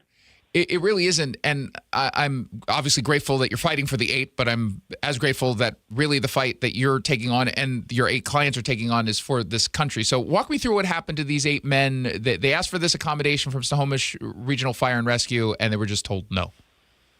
Well, here's the thing. They were granted, actually the department granted their religious exemption, absolutely saying you have sincerely held religious beliefs that conflict with taking that COVID shot, but they said, we just can't accommodate you. Now, mind you, this was after the men had already worked the entirety of the pandemic on the front lines without vaccination, with no trouble at all. And despite the fact that they allowed the men to work up until the midnight hour of when their mandatory deadline was, there was literally no point in time that this department was not working with an unvaccinated firefighter.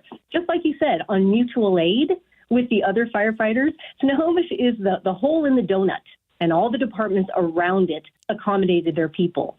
And Snohomish had no problem with their vaccinated crews mixing with the unvaccinated, except our guys. So how do they defend that? How do they actually defend that? Or have they gone on record defending that? Yes, they have. And that is the problem here, because the way they defend it is they say, oh, but we might have been concerned. We might have had a concern that maybe the unvaccinated had a higher risk of getting COVID, and therefore they might have caused infection, which might have caused a financial damage. They are working in hindsight. They're looking back at the reality of what truly happened, which was no hardship at all. And they're saying, yeah, but it might have. It might have been bad.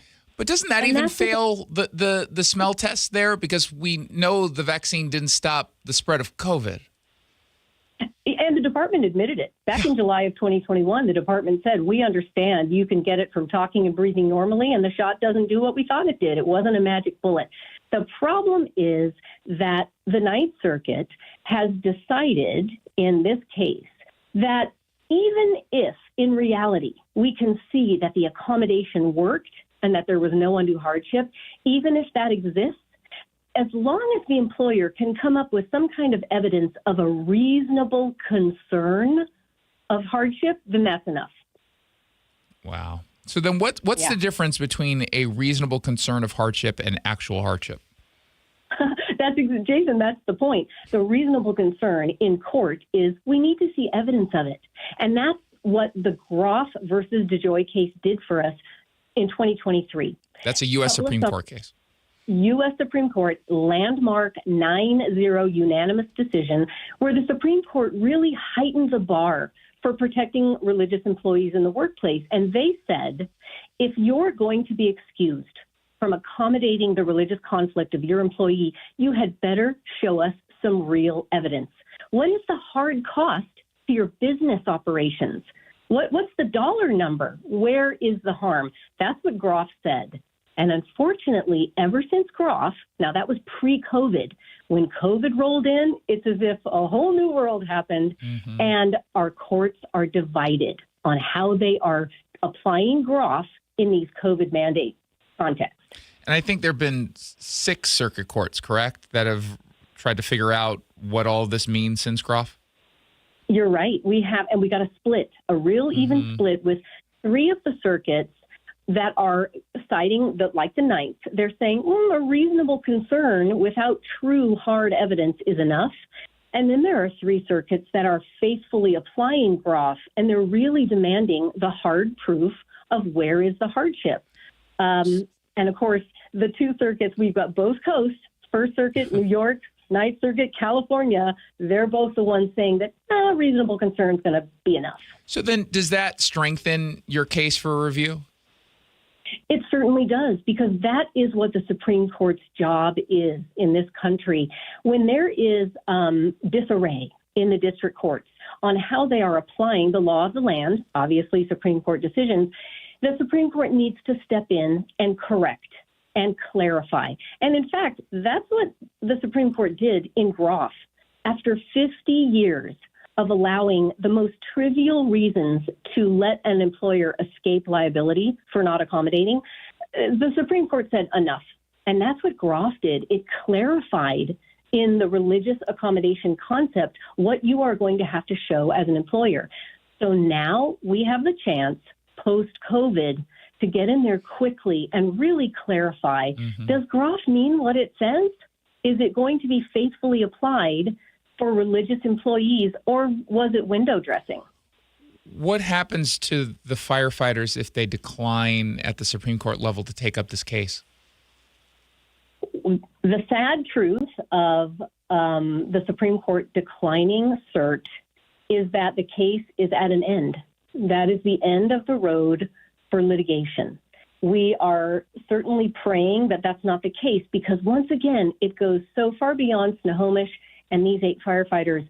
This is going to affect certainly everyone immediately in the Ninth Circuit and across the nation, because they look to these decisions for guidance. And unfortunately, it will, you know what it's doing? It's really undermining the landmark Groff decision, and it's taking us back to those days where religious employees really couldn't be certain they would be protected by their employer. Well, and perhaps that's why we look at this case and hope it has a little bit of an edge. Most cases obviously don't get heard by the U.S. Supreme Court. And if there was ever a court to take on this kind of case, we would want this current makeup to look at a case like this. We obviously wish you the best of luck. How can people help if they wanted to?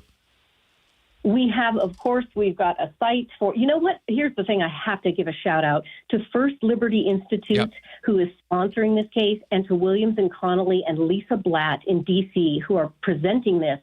If you donate to First Liberty, you can support our effort and all of First Liberty's efforts for religious freedom in all their cases. That's one of the first places to go for people to support. And attorneys within the sound of my voice, if you'd like to file an amicus brief, we would love to have it.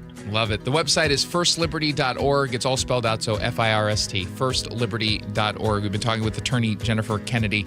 Good luck on this case. We'll be standing by, hoping that the Supreme Court does the right thing and takes on this case. Jason, thank you so much. Thank you. You're listening to The Jason Rantz Show. When we come back, we're going to dive into the big local right here on Seattle Red, 770 AM, online at seattlered.com. When was the last time someone reviewed your tax return looking for opportunity, not just accuracy? For most people, a tax return is something you file and forget. But what if it's actually a snapshot of decisions made, opportunities missed, and strategies waiting to be uncovered? At Madrona Financial and CPAs, your return isn't just paperwork, it's a roadmap. Brian Evans, CEO and host of Growing Your Wealth, is hosting a live workshop called Your Tax Return Treasure Hunt. In this interactive seminar, he'll walk you through the major schedules of your return, helping you identify missed planning opportunities and disconnects between your tax return and your long-term financial goals.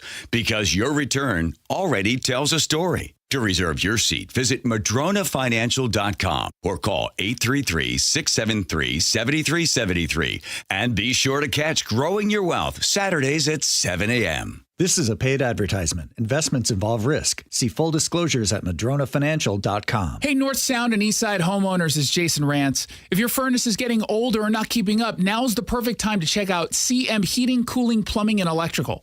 Right now, when you upgrade your cooling system with CM Heating, you can get a free furnace on select systems. Yes, free. And for a limited time, you'll also get a free clean air upgrade.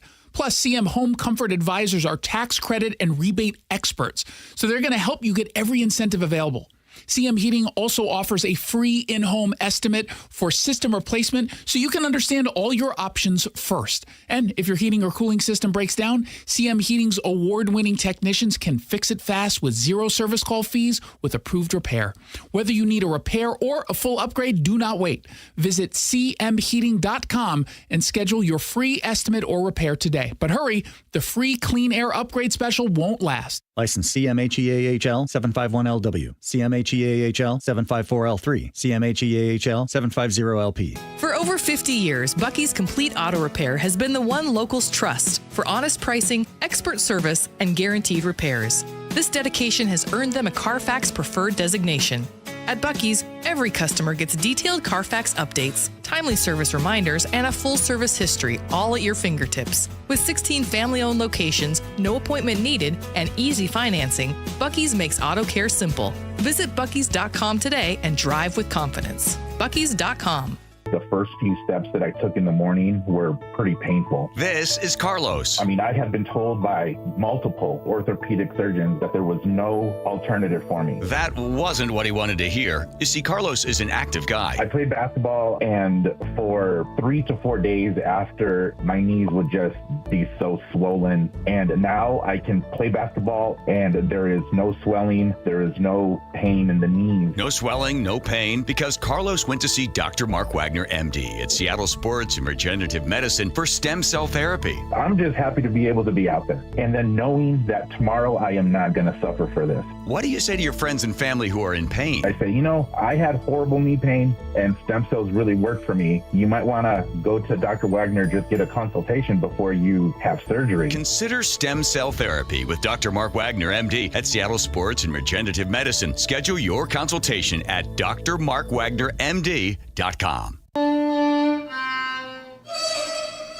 Let's be honest. The National Symphony may not be in his future, but he wanted to try violin. So you said yes because you love him. And if you love him that much, love him enough to make sure he's buckled up and in the back seat. Find out more about keeping your kids safe in your vehicle at nhtsa.gov/the-right-seat. Show him you love him. Keep him safe. Visit nhtsa.gov/the-right-seat. Brought to you by the National Highway Traffic Safety Administration and the Ad Council. We know what it's like being a Seattle conservative. These people. Do you believe it? It's the reason we created SeattleRed.com. When the tents come back 2 days later. Local news without the liberal spin. How could you call that a success with a straight face? Exclusives like video content and opinions you won't get anywhere else. Financial markets, by the way, bucking the Democratic narrative on this war. Make it the first thing you read every day. Is that soft power or hard power? SeattleRed.com. Olympia, Sammamish, Lakewood, Bellevue. This is the Big Local on the Jason Rantz Show. Bellingham, Kirkland, Z-Town. Stories about you, not about Seattle. Hey, look at the time, 4:30 on a weekday afternoon. That means it's time for the Big Local, brought to you by the Scott Jennings Show. Weeknights, 8 to 10, right here on Seattle Red, 770 AM, online at seattlered.com. This is a part of the show where we completely ignore the stories coming out of Seattle and instead focus all of our attention on the communities you live in and care about most. Starting today, May 1st, if you're not listening today, and maybe on the weekend, it's already happened. But as of now, Sound Transit is charging you to park at Northgate and Shoreline, both of the light rail stations. $60 a month, $6 a day for a parking garage that your tax dollars built, that you were told to use. In fact, you were told part of the perks of taking light rail, if you drive, is just park at the light rail station, hop on the train, and sure, you would prefer to have a more direct line, but this is the best you can get. We're going to deliver it to you. You should do it. The whole pitch for why you should support the transit system in the first place was having access to these parking garages. But let's be clear about what happened. Sound Transit spent years telling you to drive to the station, park, and then take the train. That was the sell. Then they built you the garages that weren't large enough. Then you struggled, but you still tried to make it work. Some of you left a little bit earlier than you otherwise would have, so you can get that parking spot because you truly wanted to make this work. And that's what you did. And enough people bought into it where they still said, yeah, we're always at 100% capacity every single morning. People are showing up at 7:30. The lot's already full. And so we're going to have to start charging you. The solution was to charge you. And the funny thing is, we knew that this problem was going to happen years ago and I remember not only doing the radio segment, but I remember doing a written piece about how they didn't have enough parking spots. And the one that we covered was, I believe it was in Redmond, but it's the same issue that we know, as a matter of fact, they weren't going to have enough parking. We just knew it because the number of spots that they had revealed at the time was so absurdly low that it didn't have to be popular for them to sell out.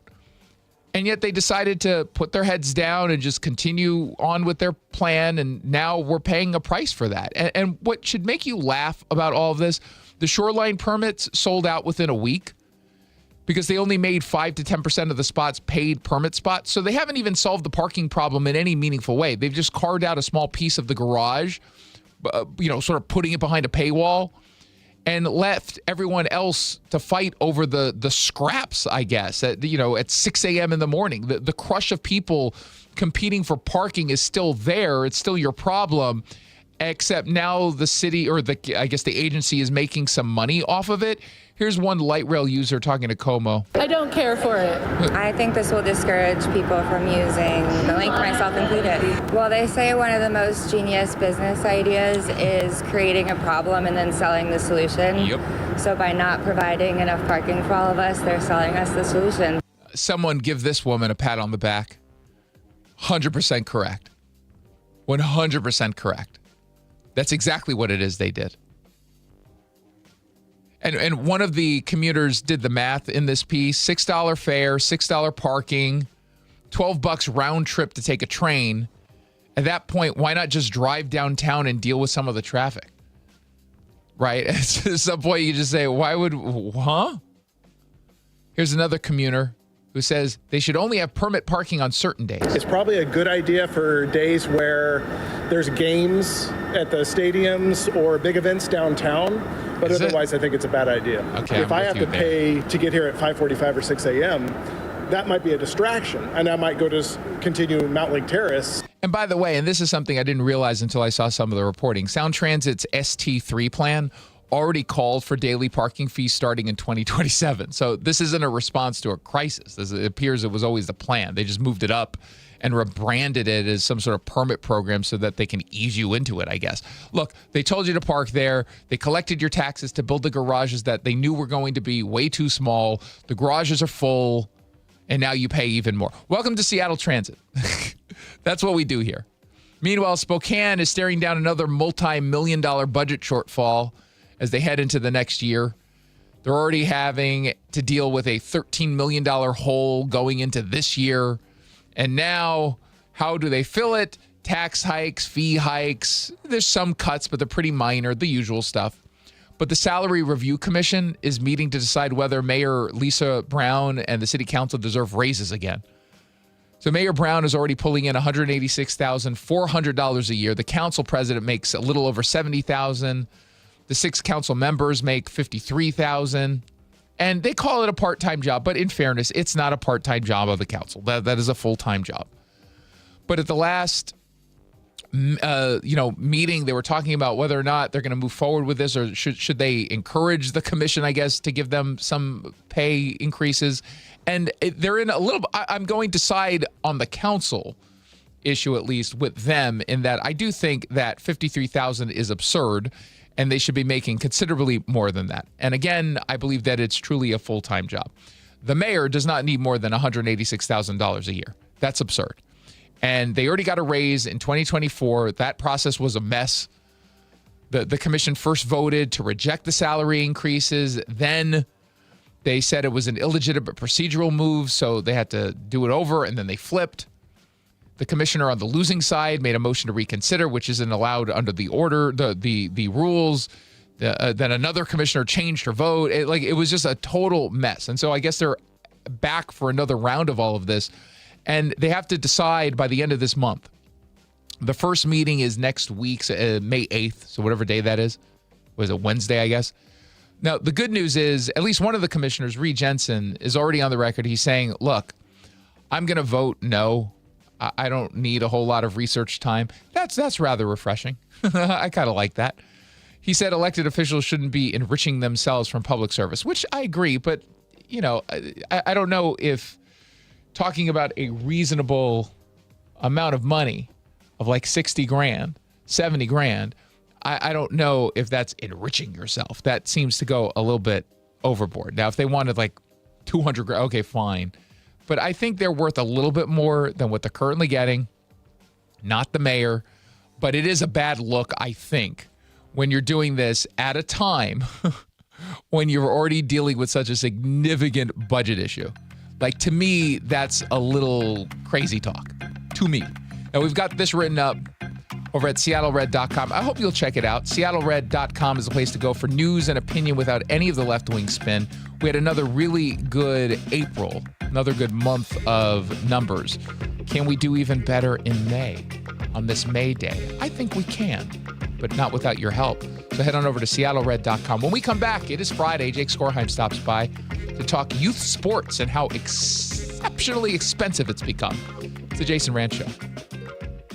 It's a fact. When your eyes work correctly, light focuses through both your cornea and your lens to give you high-quality vision. Hi, it's Dr. Kopstein from K2 Vision. Here's another fact. As we near age 50, we begin to lose the quality and function of our natural lens. That's when we start to reach for reading glasses and contemplate those cataracts on the horizon, typically in our 70s or later, but inevitable if we get old enough.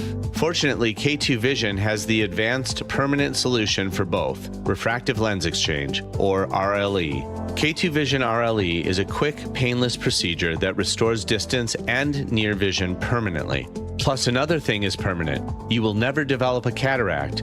After over 20 years replacing over 100,000 failing lenses, we will help you determine when it's your right time for RLE. Schedule your free Zoom consult today at k2visionrle.com. K2 Vision RLE. No readers, glasses, contacts, or cataracts. You can't control what's happening in the world. You can't control gas prices or what the market does tomorrow. But you can control whether your retirement is protected when the unexpected hits. That's what Rajiv Nagaich has dedicated his career to helping families do. Not just picking investments, but building one plan that brings your healthcare, housing, legal, and financial decisions together into a single strategy. A strategy designed to keep you out of a nursing home, protect your assets, and keep your family from becoming your unpaid caregivers. If the last weeks have made you uneasy about your future, you need help. Join Rajiv at a free 90-minute seminar this May. You'll see where most plans fall short and how yours doesn't have to. Register for a free LifePoint Law Retirement Planning Seminar in Puyallup on May 5th, Federal Way on May 6th, Bellevue on May 7th, or Linwood on May 12th. Seminars begin at 6:30 p.m. Space is limited, so sign up at lifepointlaw.com. That's lifepointlaw.com. Leather's remodel sale is on now. While the world is raising prices at Leather's, we are lowering them. Over 200 pieces of quality furniture will be sold at half off. Mitch here, owner of Leather's, Washington's most eclectic home furnishings resource. This is our largest selling event in 30 years. Gorgeous furniture for every room in the house will be sold at half off. Fabric, leather, and wood sold while they last at half off. Luxurious furniture in stock at liquidation prices. So hurry into Leather's giant remodel sale in Issaquah now. If you've ever tried to get help for mental health, you know it's not simple. And for a lot of people, it feels like you're navigating it alone. Hero House Northwest is building communities where adults living with serious mental illness can show up, belong, and actually be part of something. We've heard a lot of it lately is it's okay to not be okay and to share that with other people. And what Hero House Northwest and the Clubhouse model does is it really restores that sense of purpose and dignity, but also that self-esteem. Inside these clubhouses, Clubhouses, CEO Kaylee Fiedler-Golke says people work side by side, building skills and supporting each other in ways traditional systems often don't. People heal people. We need to be around other people. And I think it doesn't really matter where our backgrounds come from. It really is about that connection to others and feeling seen and heard. Visit one of their featured clubhouses to explore employment and membership opportunities and ask questions in a welcoming environment. Go to herohousenw.org for full details. For over 50 years, Bucky's Complete Auto Repair has been the one locals trust for honest pricing, expert service, and guaranteed repairs. This dedication has earned them a Carfax Preferred designation. At Bucky's, every customer gets detailed Carfax updates, timely service reminders, and a full service history, all at your fingertips. With 16 family-owned locations, no appointment needed, and easy financing, Bucky's makes auto care simple. Visit Bucky's.com today and drive with confidence. Bucky's.com. Welcome back to the Jason Rantz Show. It's about 4:45. That means Jake Skorheim from the hot hit new show all the kids are talking about on our sister station, Jake and Spike Show, joins me in studio. Thank you for coming down. Happy Friday. Even though you're trending high today on X and Facebook and the TikToks and everything, you made time for us. I do make time for you. Yeah, that's nice. You have a piece coming out soon at mynorthwest.com, our sister website, about something you've noticed that's getting out of control with youth sports. Yes. Which is the entire concept of youth sports. The whole infrastructure. The whole infrastructure has been flipped on its head. When I was a kid, just as a primer, and you probably, did you play youth sports when you were? I did. Okay. Tell me if this is not what you remember. 3/4 length sleeves, like the old fashioned baseball looking thing. Raglan, whatever they're called, yeah. Whatever that is. Usually, like, it might be a Boys and Girls Club, simple logo on the front. It might have, not always, but might have the printed local company logo of whoever sponsored the team. Usually they just got a plaque, and that's how you knew that they sponsored a team, that they would then hang in their business. Often you'd be wearing jeans playing baseball when I was a kid. Like that one, no, but okay, well, we had actual. You grew up in Los Angeles. I was at Beverly Hills Little League. You were in Beverly Hills. You actually were, weren't you? Yes. Okay, so you guys were maybe a little ahead of the game. But where I grew up, it was just simpler times. It was the Sandlot. It was. It felt like the Sandlot. It felt like Little Rascals.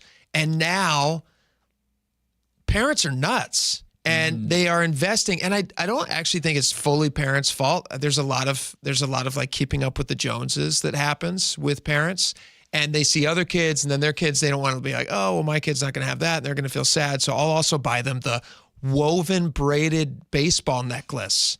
Have you seen these? No. So my wife goes on the shopping trip the other day, and she's with all the boys. I'm having like a quiet moment in the house. It's lovely, and she comes home. Chaos ensues, and one of my sons runs up, and he's got a necklace for baseball that he needs for baseball. What do you need a necklace for baseball? Exactly. And I said, "What's that, buddy?" And he goes, "Oh, it's my it's popping gum, just feeling like it's not tobacco." No, it's not tobacco. Big League Chew, which is fine. It's been around forever. I like that. Some traditions are good, but he's got this woven baseball necklace, and it's like tri-corded little woven, like a woven thing. I don't know. I can't describe it. Yeah. Look it up. And I was like, where'd you see that? And he goes, oh, everybody's got them. And this kid's 8. Like, who's everybody? Who's he talking to? I don't know. And I get to baseball that night. We're heading to a game that night for his team. And we show up, and he's right. Every single kid is wearing one of these silly necklaces. Is it the new puka shells? Which was the big thing everyone wore when we were younger. Puka shells were cool, but I think puka shells have been around for a long time.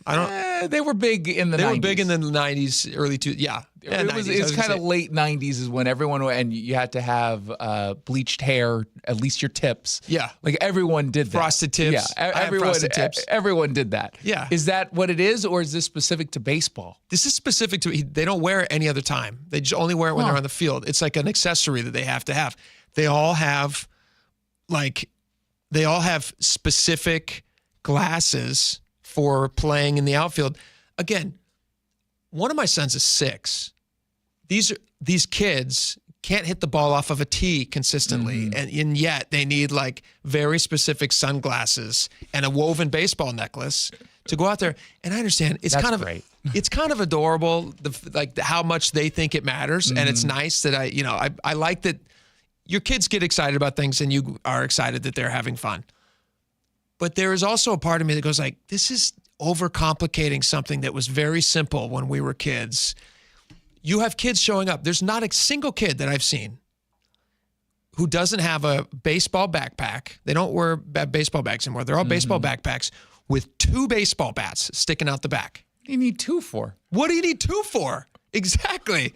2. They all have 2 baseball bats sticking out the back. They have woven necklaces. They all have it's everything. And it's not just the 3/4 length sleeve jerseys anymore. Now they have like really nice professional style jerseys that they're all like full on outfits that they're wearing. Every one of them. And it's too much. Does your 6-year-old go through intense recovery after games? Does he take... We had to put in an ice bath. Yeah. I was just going to ask. No, just kidding. We didn't put in an ice bath. No, and the thing, the kids haven't changed. Sleeves. Kids haven't changed, but the expectations around the game and what parents should be providing for these kids has changed. And I'm watching this going like, we're not far away. Like my kids are still fairly young, but we're not far away where I'm already seeing kids who are talking and parents talking about like, yeah, well, we're going to join this travel team or that select team or this select team.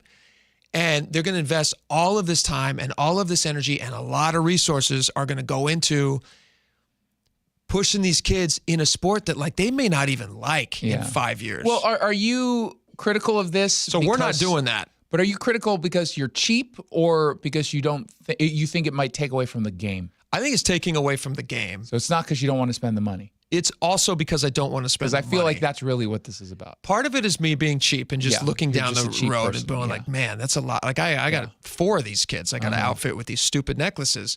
Although to your point, the chances of, all 4 being truly interested in baseball in the future is probably slim. Very slim. And I'm not saying you don't invest in things when they're children because they're not going to continue those things into their teenage and adult years. That's not what I'm saying. What I'm saying is they can still enjoy the sport when it was simple. Like we enjoyed it when it was simple. It's now way more complicated. Hedge fund companies, youth sports is now a $40 billion a year industry. Like when I was a kid, I didn't even know youth sports was an industry. It was just something that you did so you get the kids out of the house 2 seasons a year when the weather started getting nice, or get them into a gym to play basketball when the weather was bad, to get them out of the house, get that energy out. Kids got a lot of energy. Now it's a business. That's the part that I have a problem with it. It is becoming a business now that people are putting so much money and resources into. Like I saw this family. I was watching this news piece on this family who has a 16-year-old son, and they say they spend $30,000 a year for his baseball-specific training and travel teams. That's insane unless this is like the top of the line best player in the history of the world. Yeah. He's not. He'll probably peter out in high school. He's not listening.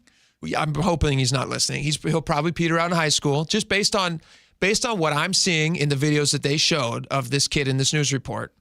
And also Jake is now a scout. I'm making an assessment looking at his parents. I'm going like, well, what are his sports genes? Not good. Yeah.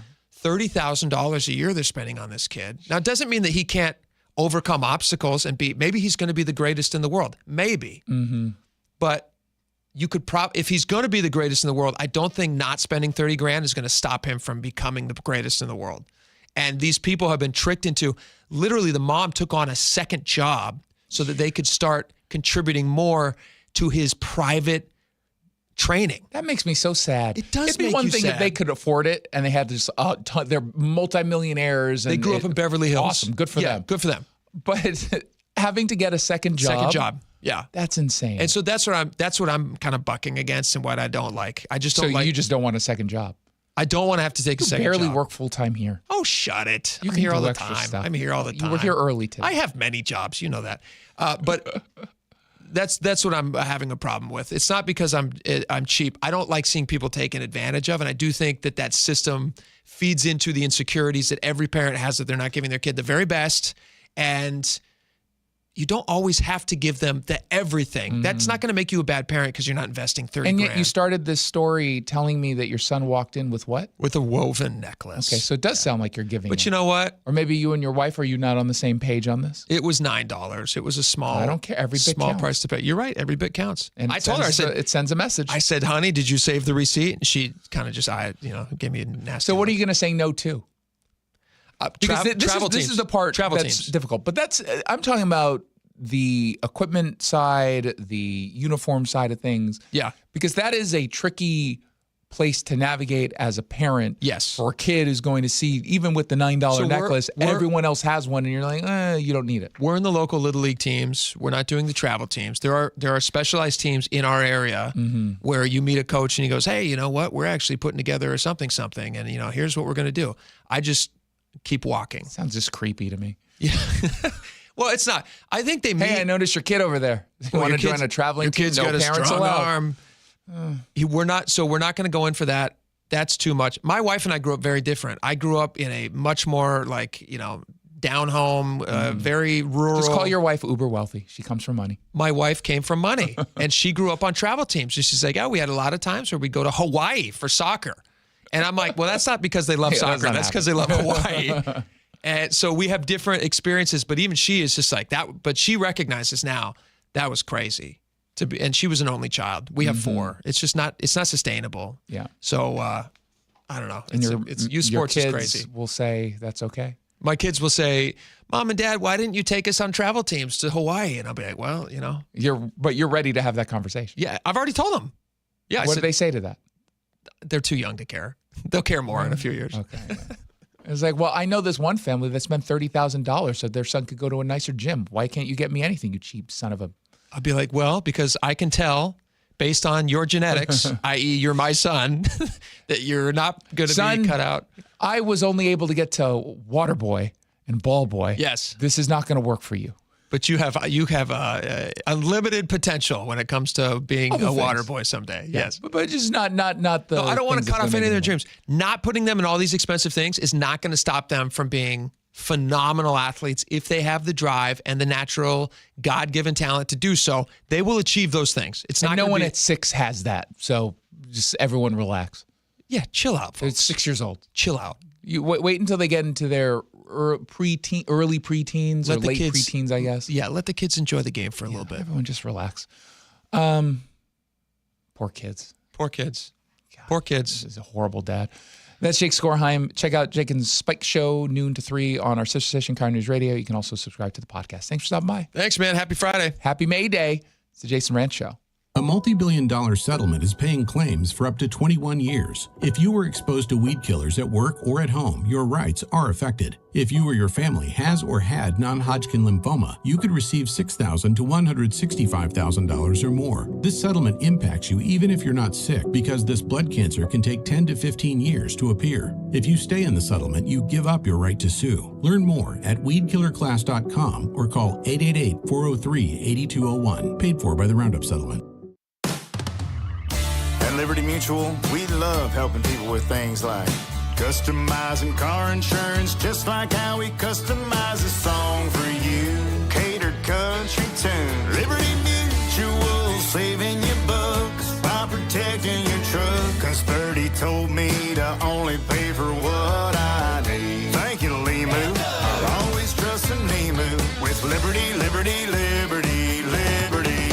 Hey, North Sound and Eastside homeowners, it's Jason Rantz. If your furnace is getting older or not keeping up, now's the perfect time to check out CM Heating, Cooling, Plumbing, and Electrical. Right now, when you upgrade your cooling system with CM Heating, you can get a free furnace on select systems. Yes, free. And for a limited time, you'll also get a free clean air upgrade. Plus, CM Home Comfort Advisors are tax credit and rebate experts, so they're going to help you get every incentive available.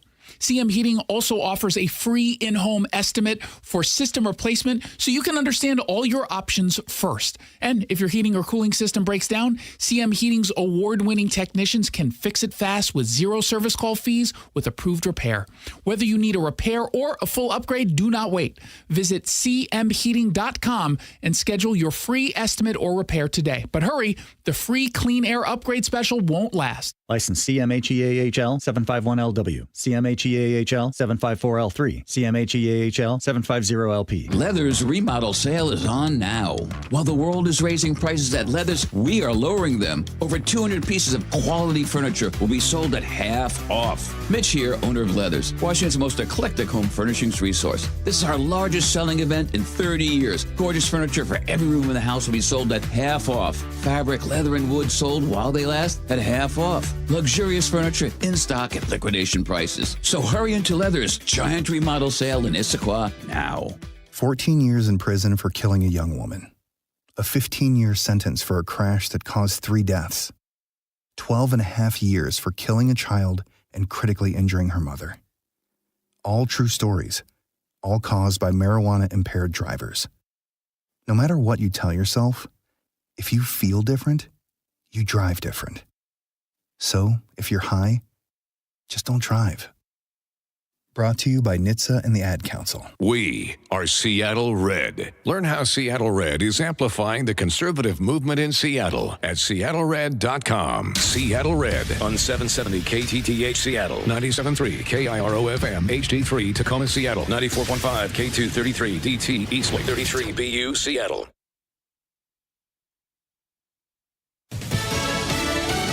A troop withdrawal from Germany. I'm Lisa Lacera, Fox News. The Pentagon has announced about 5,000 troops, or about 14% of those stationed in Germany, will leave in the next 6 to 12 months. This coming after German Chancellor Friedrich Merz said the U.S. was being humiliated by the Iranian leadership, though the Pentagon says the decision follows a thorough review of the department's force posture in Europe. While speaking in the Villages in Florida this afternoon, President Trump said negotiations with Iran are ongoing. I spoke to him today. We're discussing. It's a little hard to figure out who their leaders are, frankly. You know, their leaders are gone. The first set is gone. The second set is gone. Khomeini was gone. And they were pretty evil people. Not pretty evil. They were evil. They killed 42,000 protesters. The 3-week-old ceasefire between the U.S. and Iran remains intact. Demonstrations across the country marking May Day. Fox's Mike Tobin's in Chicago. 600 organizations across the nation with about $2 billion operating revenue who have been organizing some 3,000 protests in different locations across the nation. One of the places that they're getting funding is from Neville Roy Singham. He's an American millionaire, a tech guy who supports far-left causes. He denies that he has any links to political parties, but he has participated in activities with the Chinese Communist Party, and his wife is the founder of Code Pink. The Chicago Teachers Union had requested classes be canceled today so students could join the protest, but that request was denied. Instead, buses were provided to the protest after school let out. President Trump has endorsed Kentucky Congressman Andy Barr in the Republican primary for the Senate seat being vacated by Senator Mitch McConnell, who's retiring. Barr is facing former Kentucky Attorney General Daniel Cameron and entrepreneur Nate Morris in the May 19th primary. America is listening to Fox News.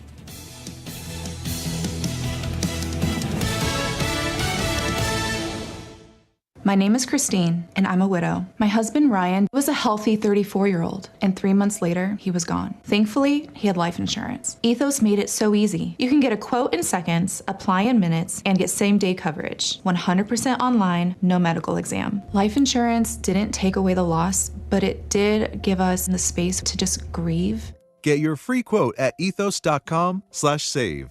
Ethos.com/save. Paid spokesperson. Time spent on application may vary. Online health questions required. Thinking about starting your GLP-1 journey? Go to orderlymeds.com/radio. Get access to proven GLP-1 medications, licensed providers, and a plan built for real life. All online. No guesswork, no wasted time. Just real people, real answers, real momentum, and support that actually lasts. Join thousands already seeing results. Start now at orderlymeds.com/radio. orderlymeds.com/radio. Individual results may vary, not medical advice. Eligibility required. See site for details. Folks! The yellow light! I'm walking here! I'm walking!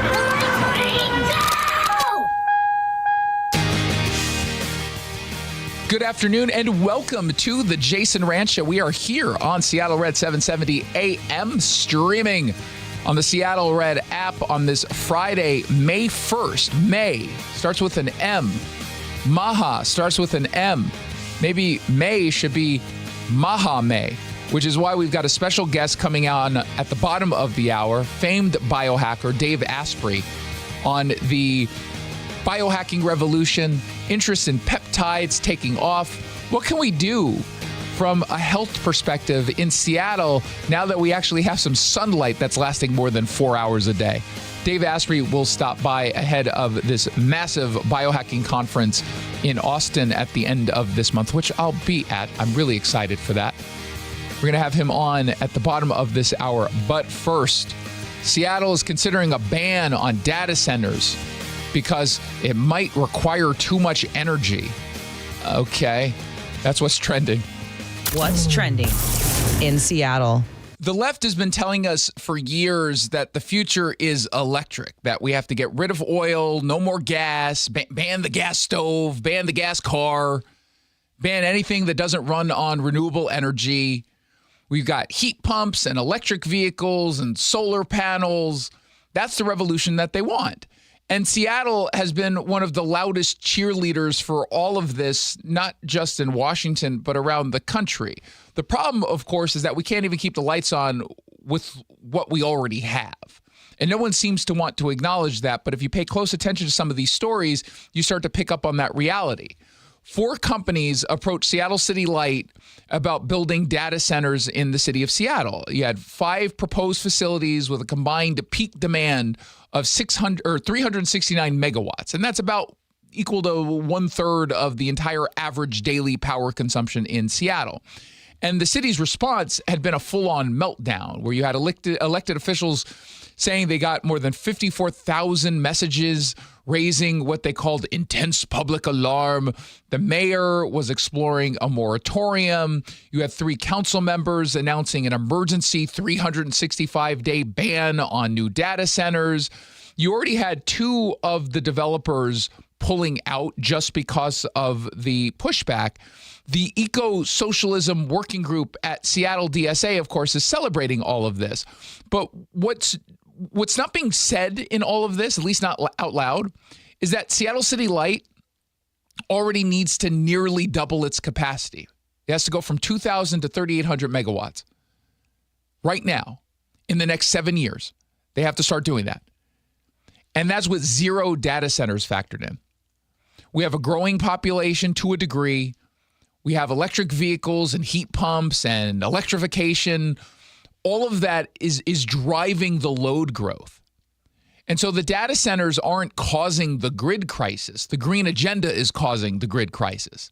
They told you to buy an EV. They told you to replace your furnace with a heat pump. They told you to electrify everything. And now the grid is buckling under the weight of the mandates that they had imposed on all of us. And they're blaming the tech companies here. Liz Schwab is a data center development manager for global infrastructure and energy over at Google. She spoke with Fox 13 about the benefits of data centers. Americans rely on data centers really all day long, both in their personal lives and at work. They bring hundreds of high quality, high paying jobs. They bring significant construction workforce. And we have a goal to replenish 120% of the fresh water that we consume on average by 2030. And the benefits that she points out are fair and accurate and real, right? It's not just about the jobs directly employed at the data centers. It's about the jobs that are created as a result of the data centers even coming here. They need to be built. People need to travel here for that kind of work. Like, all of that actually matters.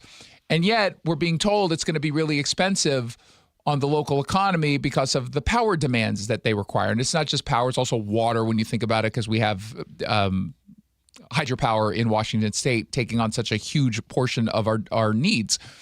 And it's Eddie Lynn, the Seattle City Council member, who says we shouldn't be footing the bill for higher energy costs bought or throughout this city brought on by these data centers. Who's really paying for these mega data centers? What we've seen in other parts of the country is that it has driven up rates for everybody else. And really, we should not be subsidizing the private profits of this growing industry. How are we as a region going to deal with the growing energy demands? And what does that do? We already see skyrocketing costs in our utility bills.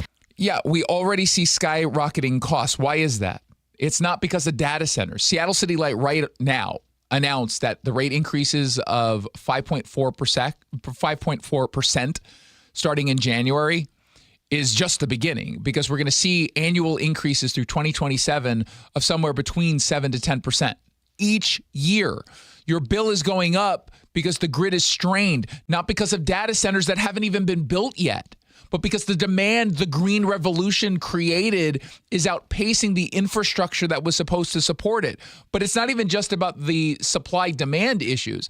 They've gone after the supply by pushing the actual agencies away from gas and oil.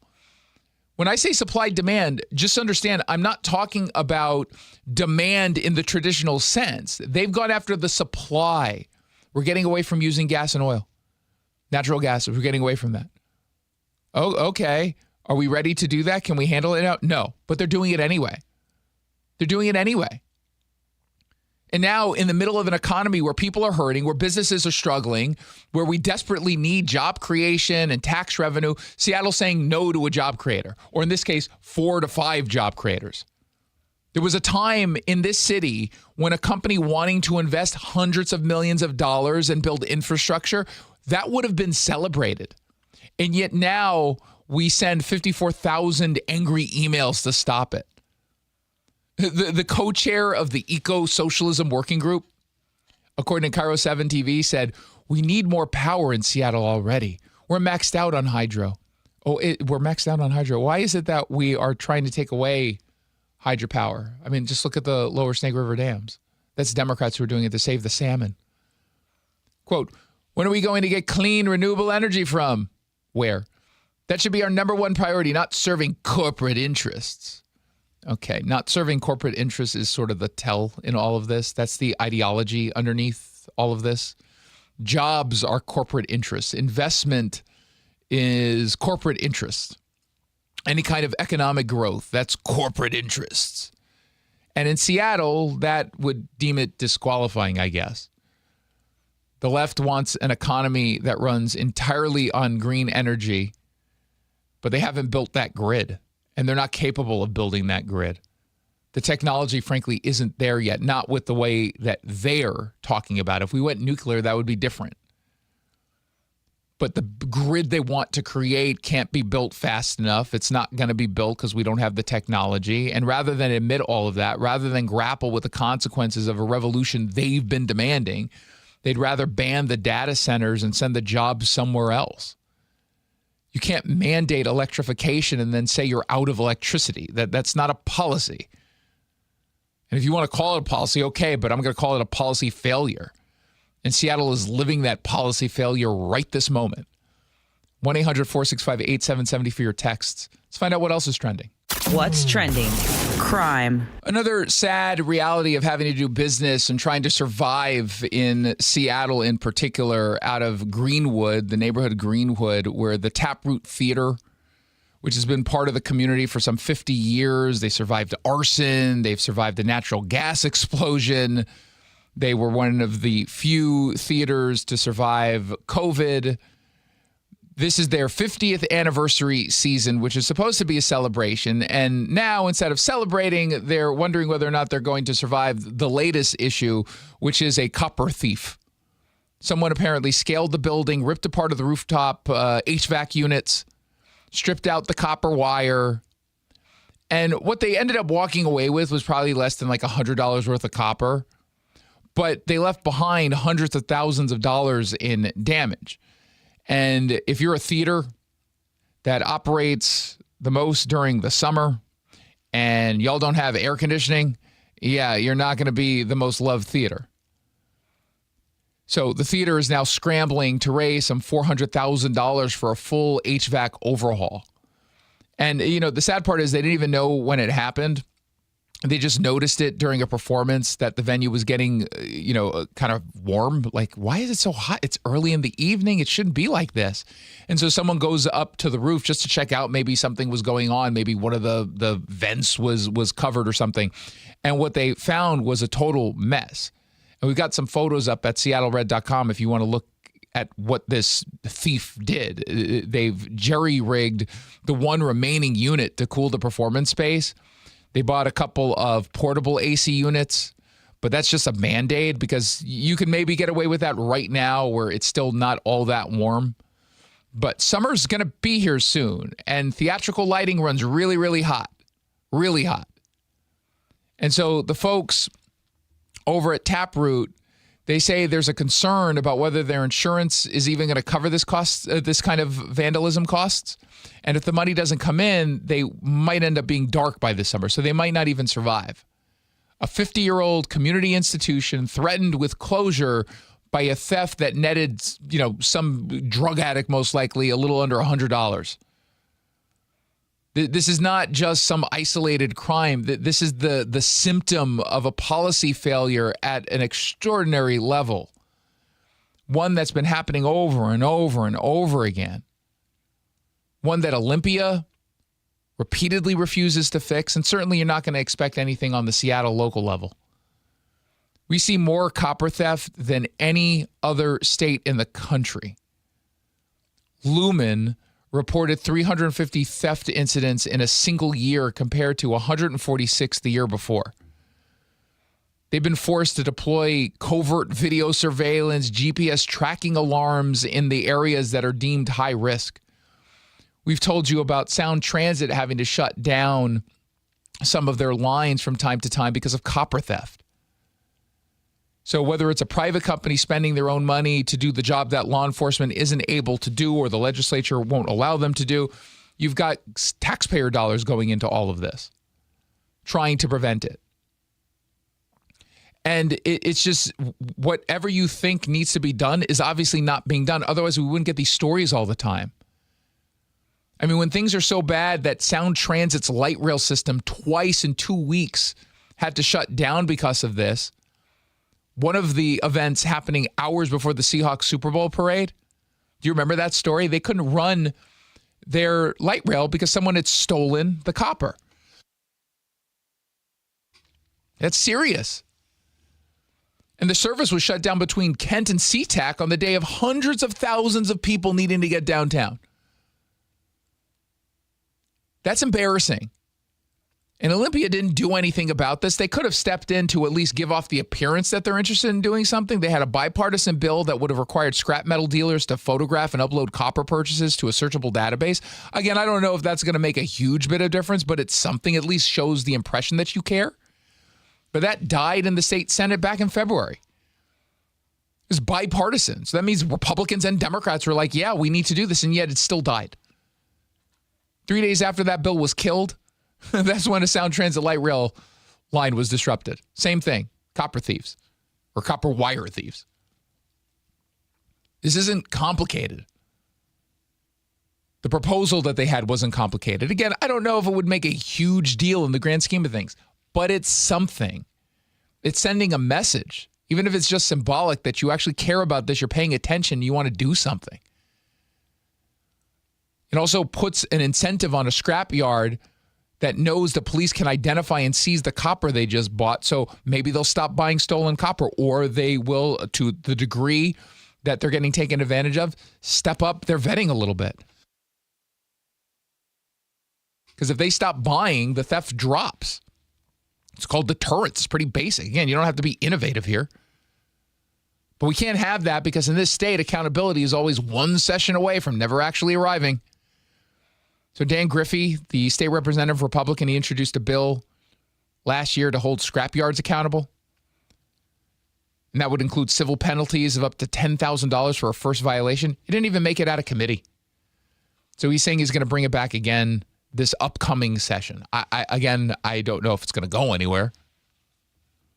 But just understand that stories like this, it's about people destroying our communities, stealing from a theater, disrupting a light rail line, knocking out power on Thanksgiving, whatever it is. They're doing it because the policy environment allows them to. Stolen copper is easy to fence. The penalties are weak. The laws aren't actually enforced. And every time someone tries to fix it, the legislature runs out the clock. And it's really sad to think about what the Taproot Theater is going through right now.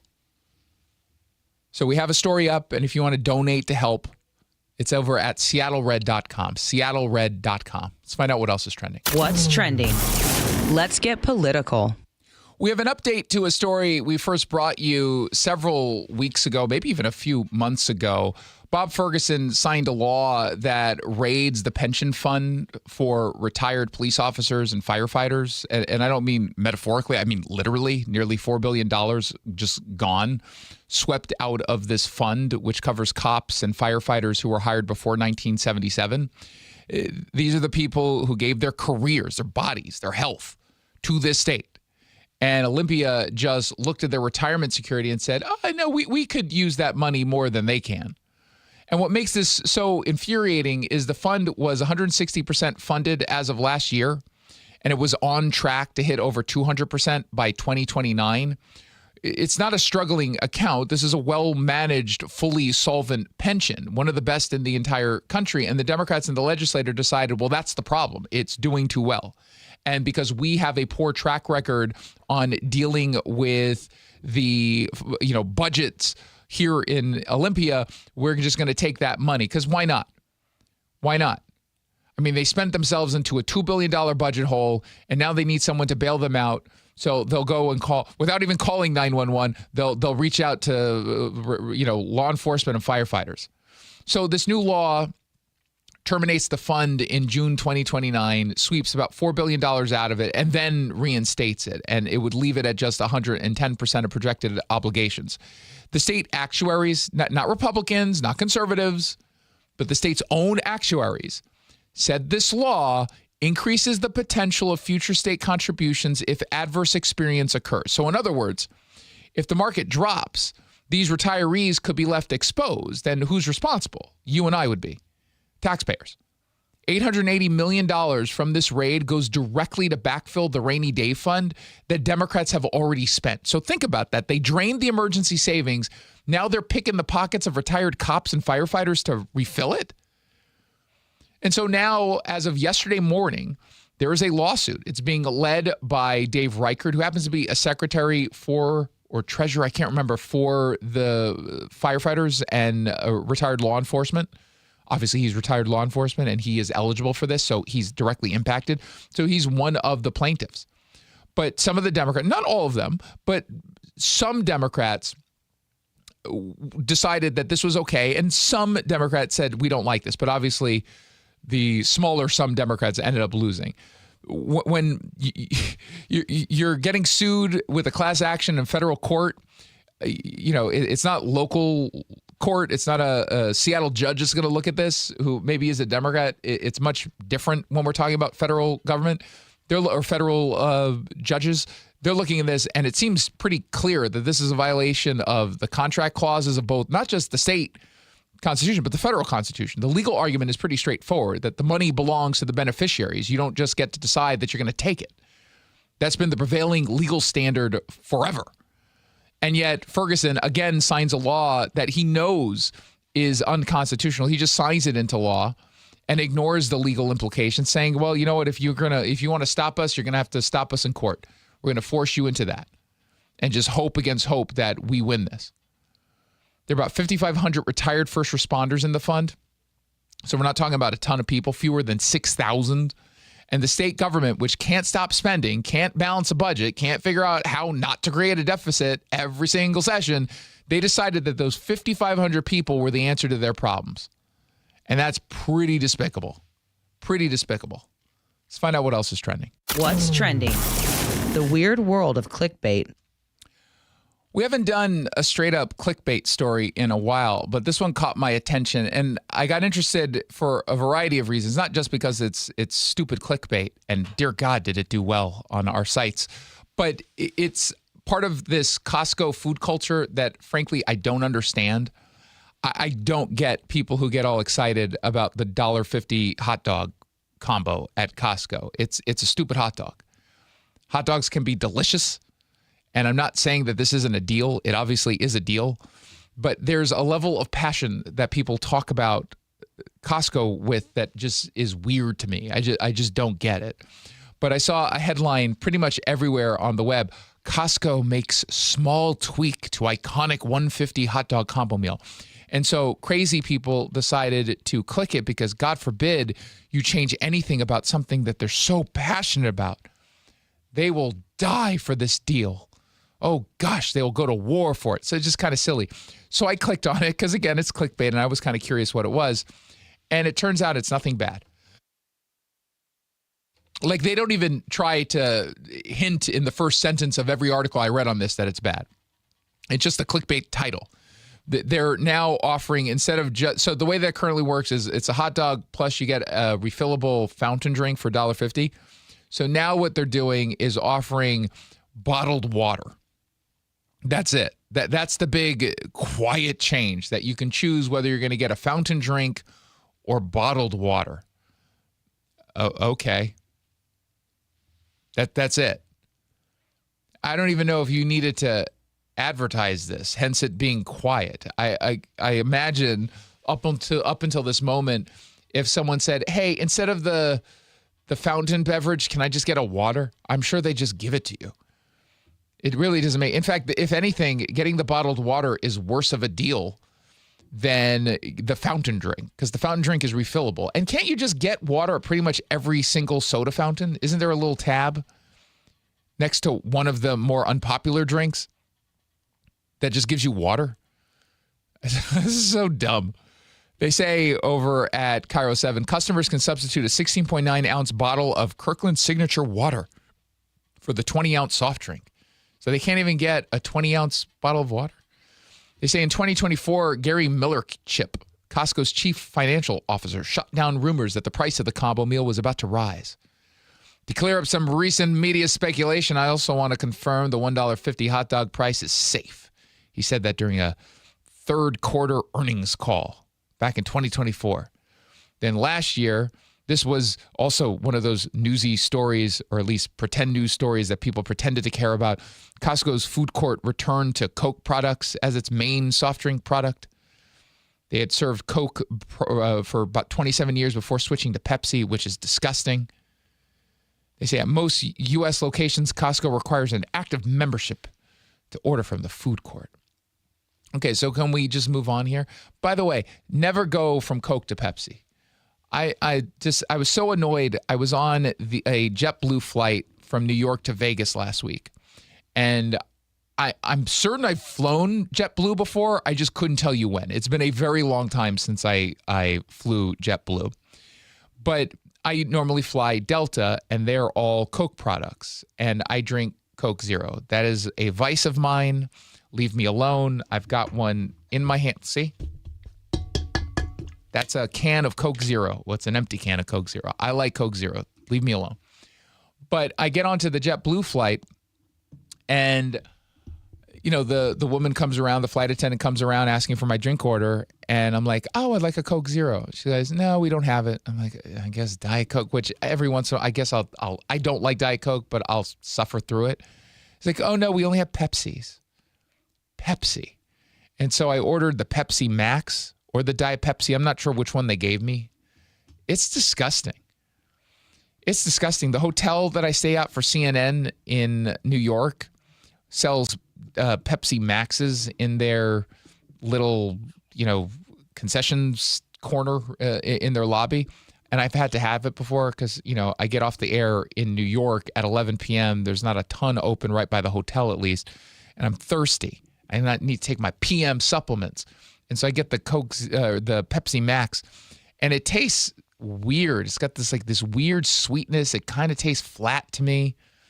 It's disgusting. So stick with Coke. That was all I had to say. 1-800-465-8770. Now, speaking of Coke Zero, I will not bring that up when I talk with my friend Dave Asprey, who is the father of the biohacking movement. He's got a big conference coming up in Austin that I will be participating in as a media member. And I'm super pumped.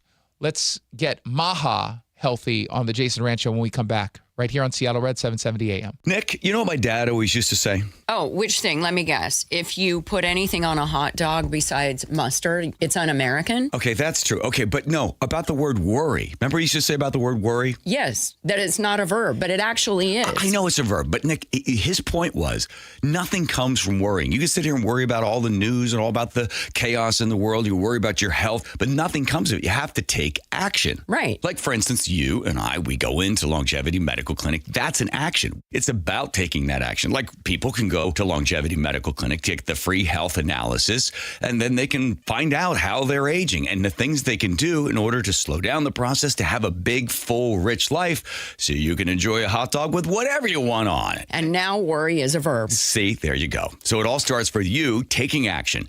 I was a patient at Longevity long before I started doing these commercials. So get your free health analysis. Go to lmclinic.com. That's lmclinic.com. Finding great candidates to hire can be like, well, trying to find a needle in a haystack, but not with ZipRecruiter. Its powerful technology actively finds and invites qualified candidates to apply to your job. So while other companies might deliver a lot of hay, ZipRecruiter finds you the needle in the haystack. See why 4 out of 5 employers who post a job on ZipRecruiter get a quality candidate within the first day. Try ZipRecruiter for free at ZipRecruiter.com/free. That's ZipRecruiter.com/free. ZipRecruiter.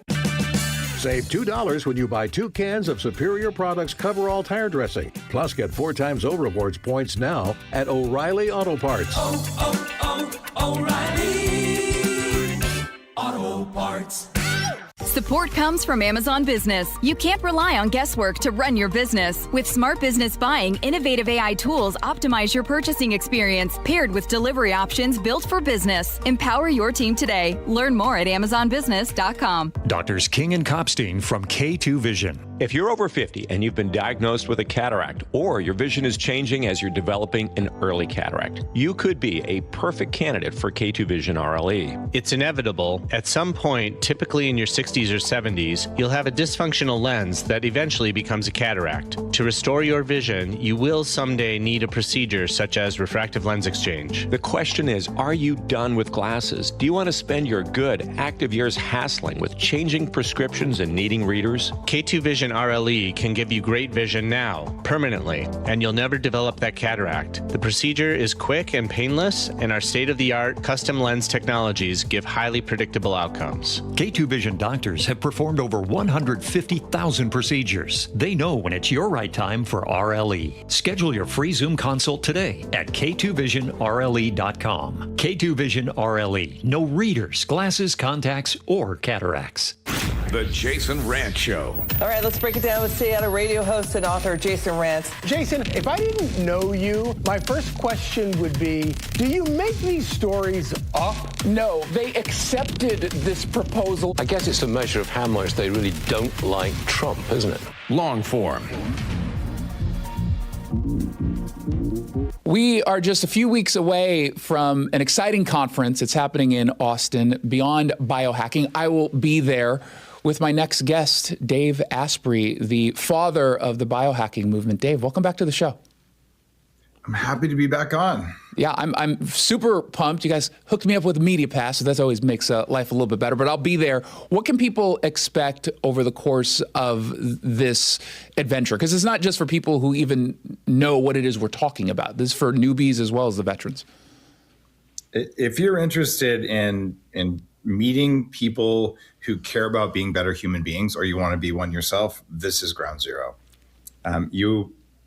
You'll get to meet more than 120 of the companies making things that actively make you younger or smarter or less stressed or just more powerful. We're talking all the latest in supplements, but not just people who want to be healthy. There are people who want to be way more than healthy. Mm-hmm. You'll hear from guys like Arthur Brooks, who's a very well-known professor who writes about happiness, and Jay Shetty, and me, and 80 other speakers who are at the future of what it means to be a good human being and a powerful human being, because those go together. I was talking to someone yesterday who, when I told him I was interested in biohacking and, sort of adopted hardcore this lifestyle about a year ago, lost over 100 pounds since then, have never been healthier. Blood work has never been better.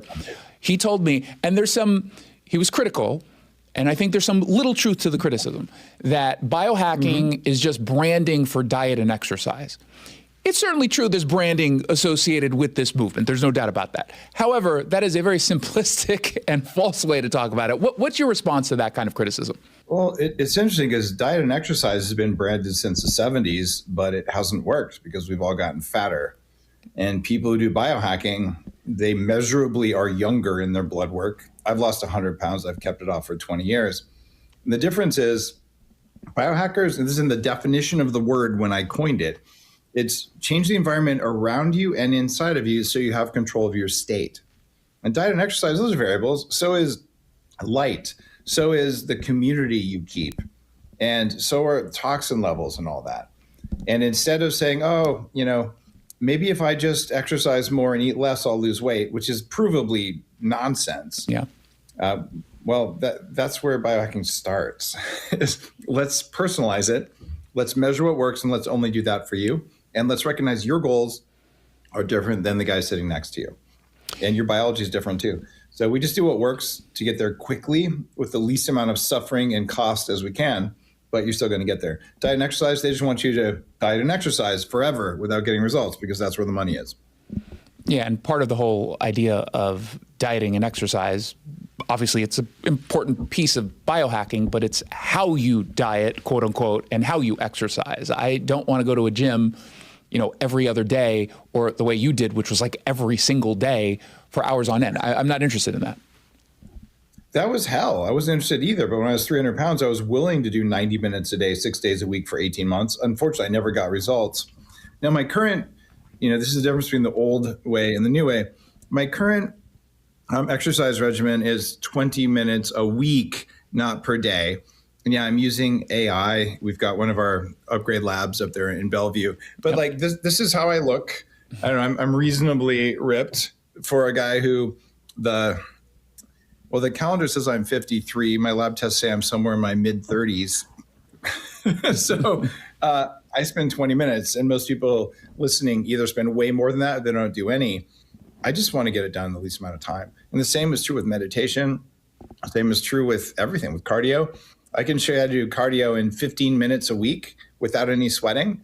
That gets you 6 times more results than sweating for an hour a day, 5 days a week. So spin class or 15 minutes with me, I'll give you 6 times better results. There you go.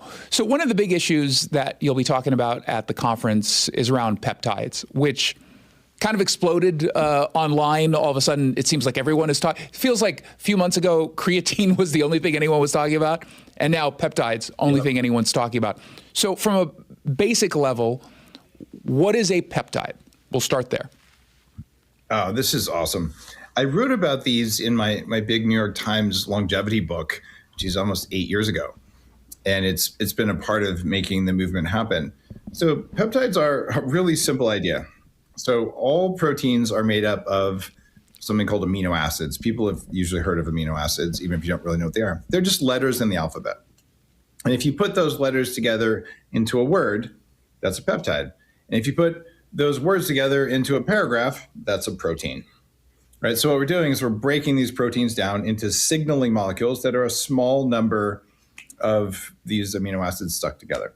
And when you do that, your body's listening for the signal. And biohackers, we just want to get a signal in to make our body do what we want or make our mind do what we want. So this is a powerful way to hack into your biology and say, heal faster than you're supposed to. When we're talking about peptides, I think mostly because the MAHA movement has sort of brought this up, and in July, there's going to be a movement to at least remove, I think it's 12, maybe it's 13 peptides from the list that the Biden administration put that on, claiming that it was unsafe for human consumption or for human testing. I think just because MAHA is attached, everyone's like, well, peptides are dangerous, it's crazy, it's kooky. But arguably the biggest drug on the market right now is a peptide, right? GLP-1s are peptides. Wait, hold on. I just want to make it clear. The Biden administration said anything was unsafe for human testing?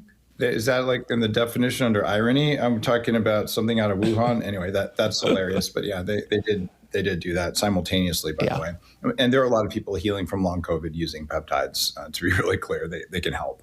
So the absurdity of it should not be lost on anyone listening. But Your question was a little bit more specific than that. You just caught me with a Biden comment. So GLP-1s are peptides, correct? Yeah. Okay. GLP-1s are peptides, but the most common peptide of all is insulin, which is also a peptide. They're just strings of proteins that do something in your body, and there's thousands of them. There's about 500 or so, maybe slightly less than that, that we commonly use in the world of biohacking. And a lot of them came out of Russia many years ago. Some have been discovered in laboratories recently. There's deep sleep-inducing peptide. One of my favorites is called melanotan, or alpha MSH. And bodybuilders have been using it since probably the early 90s. But biohackers like me use it because it makes your brain work better. And yeah, it gives you a tan in 20 minutes of sun exposure. So you inject the thing, go out in the sun for 20 minutes, and then you have an amazing golden tan that's a real tan. It's not a spray tan. And having a tan is really healthy. And if you live in Seattle, that was your entire year's worth of sun just to get the tan in that 20 minutes. I'm just kidding. I lived in DC for a long time. But you know what I'm saying? And if you're going to be in the sun, do you want natural sunscreen that's built in because it's called your tan? Or did you want to have to build it up by getting sunburned a few times? So that's one of those things. The side effect is extra libido. So almost anything you want to improve or change, there's a peptide for that. But some of them are not that well tested in humans, which doesn't mean that they aren't tested in humans. And it doesn't mean they're unsafe. And it just means that they aren't tested.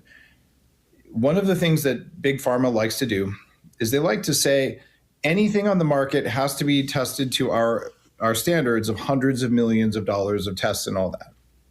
This is not necessary to know something is safe. And what they're doing is they're holding the competition back, because if you can't come up with a couple $100 million of testing, no one can compete. This is why healthcare is incredibly expensive and slow in the US, and why every other country out there has more freedom of access to drugs, except maybe the UK. They aren't very free over there either. But if you go to most of the world, you can get access to therapies and drugs for a fraction of the cost, because they don't have this weird monopolistic thing going on. And I am seeing the current administration take some big steps to break up the monopoly. Does it feel, I was talking to someone earlier about this, on the surface, had I not been involved in biohacking, a couple years ago, I would probably assume that more quote unquote liberal-minded people would be more interested in this.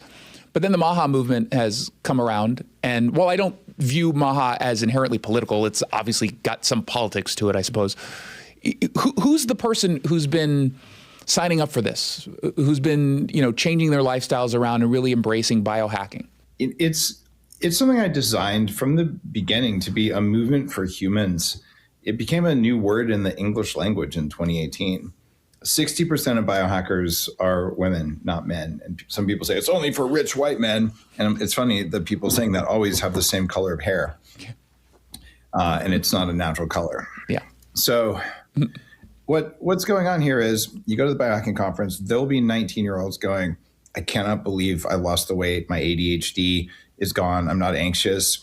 I like how I look. I like how I feel. And there'll be 88-year-olds there going, you know what? I've lost 50 pounds and I feel young again, and their eyes are glowing. And you'll see truck drivers who are biohackers. You'll see CEOs of tech companies, everybody alive. We just want to feel good. We want our energy back. We want our brains to work, and we don't want to look like a potato.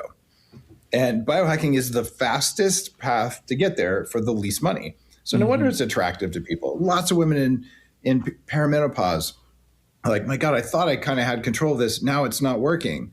Lots of people, they hit that mid 40s to mid 50s, and all of a sudden, they've got a spare tire they didn't have. They're saying, I'm not going to accept this. If you go back 10, 20, 30 years, it's just aging. It's inevitable. You're supposed to hurt. And today people are saying, I'm not going to hurt. I'm not going to look like I don't want to look. I'm not going to feel like I don't want to feel. And so we have people who are measurably younger than they're supposed to be.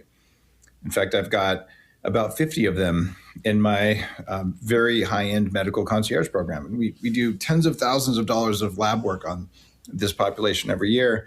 And a lot of them are successful entrepreneurs.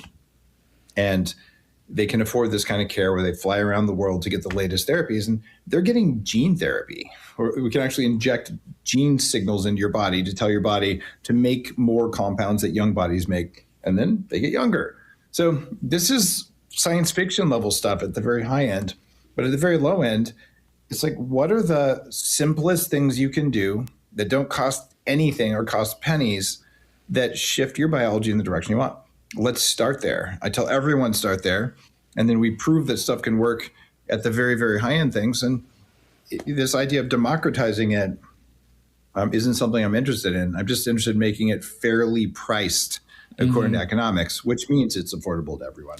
The problem right now is we have, well, one of the parties has been more beholden to the big pharmaceutical company than the others, at least lately. But we have just a corruption of economics in the US, which is why all this stuff is so expensive. It's not supposed to be. And I've never been happier with changes that I've seen at the FDA. When I got to interview the head of the FDA in November, and he said the same things that longevity doctors I work with every day have been saying. Oh, bioidentical hormone replacement, which is core to biohacking.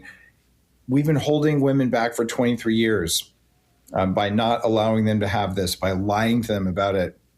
And that ends now. So now even the FDA, the most conservative, historically just backwards organization in the government, they've changed sides. And now they're saying, let's have hormones for men and women so we have young people's hormones as we age. And this is a sea change in governance. I'm pretty excited about it because have you ever seen Grumpy Old Men, the movie? Yeah. It's a documentary on testosterone deficiency. Which is everyone, right? Pretty much everyone is deficient, it seems like, when it comes to testosterone. And it doesn't mean you automatically go on any kind of therapy, but lifestyle tweaks can actually impact that. They can. And when you say everyone, that includes women. So women have 4 times more testosterone than men. And it always makes me laugh where you see, a woman say, oh, you have testosterone poisoning. I'm like, oh, sorry, you've got more testosterone than estrogen too. And it turns out men need estrogen as well. If our estrogen levels are low, our brains don't work and we're at high risk of cardiovascular disease. So we just need the right ratios in ourselves. And men and women are very low in testosterone right now for a whole variety of environmental reasons. You might want to start there with your thyroid. But I tell you, if you go to the doctor and you have a normal doctor and you say, I'm a little tired, I'm a little cold all the time, I can't lose weight, and my hair is shedding, they'll probably just give you an antidepressant, or if they just don't connect the dots. A biohacker or a functional medicine physician is going to say, well, let's draw your labs. And the cool thing is you can order your lab work at home. You don't need anything other than AI to do this. But it's helpful to have a doctor. And they're going to say, oh, look, isn't that weird? The thing that controls your body's thermostat that caused all those symptoms, it was your thyroid. So for $25 a month, let's fix that. And then you get your brain back, and then you can sleep, and you're not anxious, and your hair grows back. And you wonder why your doctor didn't diagnose that 10 years ago. It's because doctors aren't biohackers unless they're functional doctors. And there's a lot of good ones, including in Seattle. Yeah, I see a functional doctor who's actually just a few blocks away from our studios in Eastlake, and she's awesome. She used to be at the Polyclinic. So, I'm sensitive. I want to make sure I'm seeing a doctor. And it doesn't mean I don't necessarily trust people who are in this space who are not doctors. But I want a little bit of, medical background to make me feel a little bit better about what it is they're. It's a good idea. I recommend seeing a doctor. What I'm saying is anyone listening for a few $100s can get all of their lab work done and ask an AI, like, what's likely to be wrong? Do I need to see a doctor? What is the likely thing happening here? And for 80% of people, it's really obvious. And so then when you call the doctor or you find a doctor, you walk in with your lab tests and you say, here's what's going on. You have to order these. I'm not going to come back for an next appointment. I want you to look at these, tell me what's up, and then write me the script if I need it, or tell me what to do. So it saves a ton of time and a ton of money. Your alternative is you go to the doctor, you ask for the test. They don't order the right tests. You argue with your insurance company for 3 or 4 hours about why they're not going to pay for them at the end of the day. You get pissed off, and then you got to come back to the doctor to get a script, and it never happens. So for most of us, it's just faster and easier to spend $200 or $300 get your lab test done from home, or just order them and then go to the doctor. Don't go to the doctor to ask for the lab tests. You're listening to the Jason Rantz Show. I'm talking with Dave Asprey. He's the inventor of the modern day biohacking movement. His website is daveasprey.com. His conference, Beyond Biohacking, is happening in Austin. I will be there. towards the end of this month, May 27th. I believe it's 3 days filled with some really interesting stuff.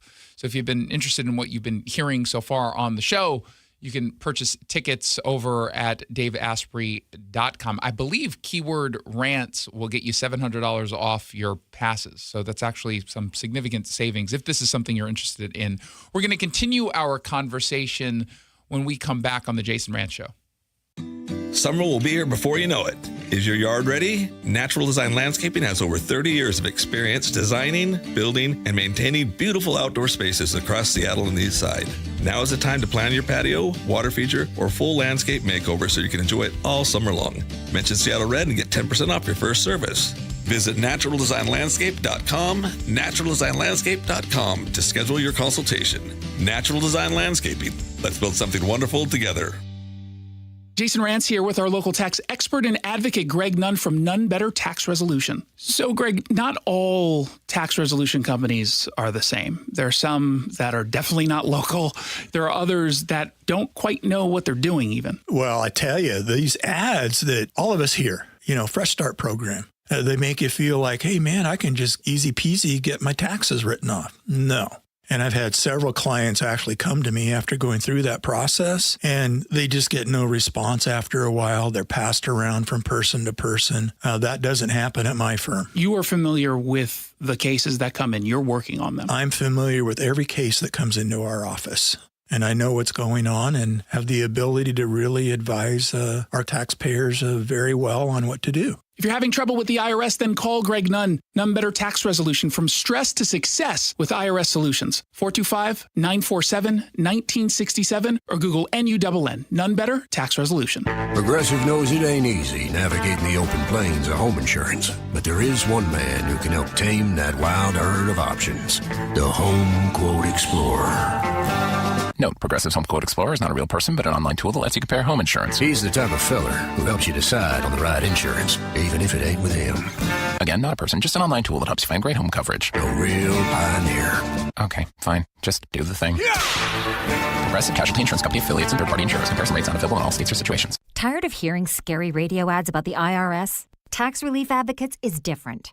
TRA is here to tell you that if you owe money to the IRS, whether it's $5,000 or $500,000, we have a solution. TRA can eliminate or reduce what you owe to the IRS with zero risk to you. We have over 1,000 5-star reviews on Google and an A+ with a BBB. End your tax nightmare today by visiting TRA.com or call 800-583-6681. That's 800-583-6681. Leather's remodel sale is on now. While the world is raising prices at Leather's, we are lowering them. Over 200 pieces of quality furniture will be sold at half off. Mitch here, owner of Leather's, Washington's most eclectic home furnishings resource. This is our largest selling event in 30 years. Gorgeous furniture for every room in the house will be sold at half off. Fabric, leather, and wood sold while they last at half off. Luxurious furniture in stock at liquidation prices. So hurry into Leather's giant remodel sale in Issaquah now. Summer's right around the corner. Can you say World Series? I don't want to jinx anybody. And I don't want to jinx that heating system or cooling system that you have, but it could possibly out at home. So the best thing to do right now is to replace the system. You want it done right and done fast. Upgrade your cooling now with Home Comfort Alliance. Their 60-second online price estimator makes it so easy. Upgrade to a Lennox cooling system and get a new heating system free. Plus available utility rebates. Visit homecomfortalliance.com today. The Jason Rantz Show. Bring in Jason Rantz, Seattle Red 770 AM host, and also SeattleRed.com. Jason, great to have you with us. Jason, Seattle is just continually ground zero. Yeah, and this is really the Pacific Northwest is ground zero for all this nonsense. USA Today is mocking the far left. The Quick Hit. Welcome back to the Jason Rantz Show. I'm continuing my conversation with Dave Asprey. He's the founder of the biohacking movement. He's the inventor of Bulletproof Coffee and Bulletproof Diet, although he's not, with Bulletproof any longer. His new coffee company is Danger Coffee. And he's got a biohacking conference coming up in just like 27 days, May 27th, out in Austin, Texas. I'm really excited to be there. Here's part 2 of our conversation. So 2 quick topics before we let you go. You've been talking a lot about nicotine. You've got a special sort of seminar online or a digital series of newsletters on nicotine, which is an interesting piece because it's not nicotine from a cigarette where people get immediately insane about. And we've heard for years that nicotine is the worst of the worst of the worst. It can be addictive and it can lead to some bad things depending on how you approach it. You know, about 15 years ago, I came across a paper from 1986 from a Vanderbilt professor saying that nicotine stopped Alzheimer's disease. And I went down the rabbit hole and I read hundreds of papers about mitochondrial biology and nicotine. And people who smoke get cancer. It's not really good for you. And they get a bunch of other diseases. But nicotine, not smoking, just straight pharmaceutical nicotine, at low doses especially, has a lot of benefits, including it's a smart drug. It's a longevity substance in my book, and it's neuroprotective. So vaping is bad for you. Smoking is bad for you. It looks like tobacco in general is not something you want to use every day. But extracted nicotine in a pouch or a lozenge at low doses is surprisingly effective at just blowing up brain fog, jet lag, creating focus, losing weight, protecting your neurons, and you can overdo it. So I recommend people stay at 5 or maybe up to 10 milligrams a day. And if you don't go above that, you'll find the addiction is the same as caffeine. It's a 3-day washout. If you start doing more than that, it is addictive. But if something good for you is addictive, isn't that exercise? Mm-hmm. If you do it every day, you feel good. You quit doing it, you don't feel good. So I don't worry about addiction at low doses. High dose nicotine is not good for you because it closes off the microvasculature in your body. Yeah, and I will say, as someone who's like hypersensitive to this, start very, very, very low, because I've not gone away from like the lowest of low dose lozenge that's available because I hyperreact to it. You mentioned caffeine. Final issue then is coffee in the morning. I'm annoyed, but I feel like it was a sign that you had posted a video I think it was last week or maybe 2 weeks ago, that the whole idea of not drinking within 90 minutes of waking up is not accurate from a cortisol level. So explain what the issue was, because I'd been falling for that for a while, and I love just getting up and drinking danger coffee. There's a few people out there who are like, oh, you have to wait 90 minutes, and they make up all the science. No. You can wake up and drink coffee. And yes, I run Danger Coffee. I used to run Bulletproof Coffee. I have nothing to do with that company anymore. It's all about the danger, because who knows what you might do, just for people who've heard of it.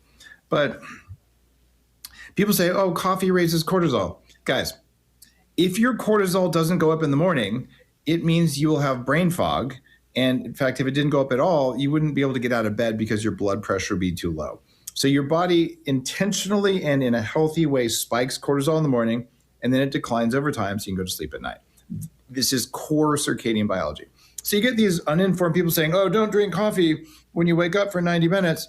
You needed cortisol when you woke up. So if you wake up and you're tired, drink your coffee. If you're one of those annoying people who wakes up at 5 a.m. bouncing around and all happy, you should wait 90 minutes. But for everyone else, just have coffee because you're tired. And the reason you don't want to have coffee if you're at 5 a.m. waking up just all ready to go, it could actually make you more of a morning person, and you're already too much of a morning person. So other than that, just have your coffee when you want to. And this is not one of those things that's real. Well, I'm excited to learn more about this and so much more at the Beyond Biohacking Conference in Austin. It's next month, May 27th. I hope people will join me and Dave and all the actual experts, Dave and the experts, who will be talking about this and so much more. Tickets online. If you follow me on social media, I'll put out a code which will get you $700 off your ticket. I hope to see people there. And I'm looking forward to meeting you in person, Dave. You got it. We're going to have 5,000 people there from more than 40 countries. Steve Aoki's playing the final show. It is a party. It's an event, and we're going to have a fun time. I'm very excited. Dave Asprey, thank you so much for stopping by. This is the Jason Rantz Show. Have you checked out the all-new SeattleRed.com? It is a very big deal. A new experience built for you. We'll always be critical on this. Learn how Seattle Red is amplifying the conservative movement in Seattle at SeattleRed.com. You can't control what's happening in the world. You can't control gas prices or what the market does tomorrow. But you can control whether your retirement is protected when the unexpected hits. That's what Rajiv Nagayich has dedicated his career to helping families do. Not just picking investments, but building one plan that brings your healthcare, housing, legal, and financial decisions together into a single strategy. A strategy designed to keep you out of a nursing home, protect your assets, and keep your family from becoming your unpaid caregivers. If the last weeks have made you uneasy about your future, you need help. Join Rajiv at a free 90-minute seminar this May. You'll see where most plans fall short and how yours doesn't have to. Register for a free LifePoint Law Retirement Planning Seminar in Puyallup on May 5th, Federal Way on May 6th, Bellevue on May 7th, or Linwood on May 12th. Seminars begin at 6:30 p.m. Space is limited, so sign up at lifepointlaw.com. That's lifepointlaw.com. You've worked hard, saved diligently, and now retirement is on the horizon. But will your nest egg go the distance? With rising cost and uncertain markets, there's no time for oversimplified plans. Hi, Jeff here with Madrona Financial and CPAs. Don't settle for a partial plan. Get the real deal by requesting your no-cost Madrona analysis today and discover what you may be missing. Call 833-673-7373 right now to request your analysis. That's 833-673-7373. We don't talk enough about mental health, especially men. Too many people feel like they have to handle it all alone and that silence can cost them. And I think that's one of the biggest things that can create isolation is I'm ashamed of myself. I don't feel that I'm good enough, and therefore I don't want to be connected with people because I don't offer anything. Hero House Northwest is changing that with something called the Clubhouse model. CEO Kaylee Fiedler-Golke says it's a community where members and staff work side by side, building skills and supporting each other in real life every day. Traditional services treat the symptoms, and community-based programs like ours rebuilds lives. So we focus on connection and purpose and belonging, things medication alone can't provide, but are critical for that long-term recovery. Hero House Northwest Week of Action is here. Visit one of their featured clubhouses to explore employment and membership opportunities and ask questions in a welcoming environment. Visit herohousenw.org for full details. There's a new kind of energy at Starbucks. Try the all-new energy refreshers, strawberry acai, mango dragon fruit, or the all-new mango strawberry. New energy refreshers only at Starbucks. Seattle Red on 770 KTTH Seattle, 97.3 KIRO FM, HD3 Tacoma, Seattle, 94.5 K233 DT Eastlake, 33 BU. Negotiations are ongoing. I'm Lisa Lacera, Fox News. President Trump says the U.S. is still in communications with Iran, but he wants to make sure the country can never acquire a nuclear weapon. For 47 years, Iran has been pushing everybody around. They're the bully of the Middle East. They've been scaring everybody, Israel and Qatar, Saudi Arabia, UAE, Bahrain, Kuwait, all of them. They're all, it was the bully of the Middle East. I understand it. The president speaking at a dinner in Palm Beach, Florida, and the president said the blockade on Iranian ports is working. The Pentagon says the U.S. will withdraw about 5,000 troops from Germany in the next 6 to 12 months. The president had said he threatened to draw down earlier this week after German Chancellor Friedrich Merz said the U.S. was being humiliated by Iranian leadership. But spokesman Sean Parnell says it comes after a review of the department's force posture in Europe. One of the largest settlements over clergy abuse is reached in New York. Under the proposal, years in the making, the Catholic Archdiocese of New York agrees to pay $800 million to settle claims from 1,300 sex abuse survivors. Archbishop Ronald Hicks says he's cautiously optimistic all of them will support the deal. Also, writing in a letter to parishioners, it's been a painful process, especially for survivors and loved ones who've suffered for decades. New York is one of the states that temporarily allowed lawsuits to be filed over older child sex abuse claims. Fox's Lisa Brady in New York. The settlement would avoid seeking bankruptcy protection as some other Catholic organizations have done. And abuse survivors would still be able to seek additional payouts from the church's insurers.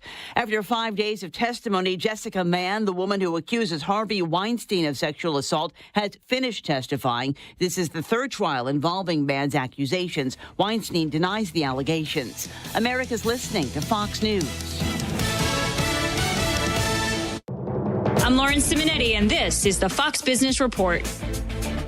The major averages kicking off the first trading day of the new month mix, with the Nasdaq and S&P 500 finishing at fresh record highs, boosted by Apple stock, and the Nasdaq trading above the 25,000 level for the first time. The major averages finishing the week higher, with the Nasdaq and S&P 500 posting 5 straight weeks of gains. Shares of Apple climbing more than 3% after the tech giant posted a second quarter earnings and revenue beat, and its revenue outlook for the current quarter was better than expected. And oil prices fell following reports that Iran had shared its latest proposal for negotiations with the U.S. to mediators. West Texas Intermediate crude trading at around $102 a barrel. The Dow falling 153 points, the Nasdaq higher by 222, S&P 500 up 21. That's your Fox Business Report. I'm Hillary Barsky, invested in you.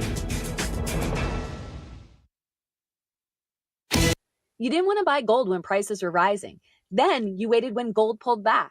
Now you're stuck in the middle, unsure what to do next.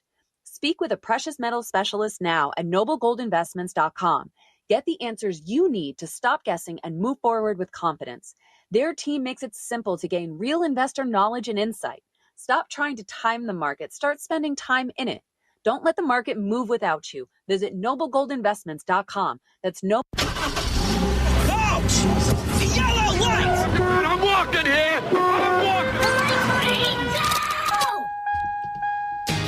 Good afternoon and welcome to the Jason Rantz Show. Back. A little scratchy throat, if I'm being honest, but over, for the most part, my head cold. Thank you all for tuning in today and all week. On Seattle Red, 770 AM, online at seattlered.com. We got a ton to get to. A huge victory for sheriffs and voters in Washington State, pushing back against the Democrats' power grab to boot elected sheriffs from office. The lawyer who argued the case, Mark Lamb, will stop by in about 10 or so minutes to take us through what happened. But first, awful, embarrassing moment for Bob Ferguson. That's what's trending. Brought to you by the Sunset Auto family. What's trending? Let's get political. So this is rather remarkable, I think, that Bob Ferguson has been, for the most part, able to get away with some pretty shady dealings, ethical problems, ethical concerns. This is the guy, by the way, who said, hey, I'm a lawyer. I fight back against fascists and kings. I'm going to restore integrity or maintain integrity in Olympia. Yeah, not so much. He just agreed to pay a fine for an ethics violation. The details, I think, in this are the chef's kiss.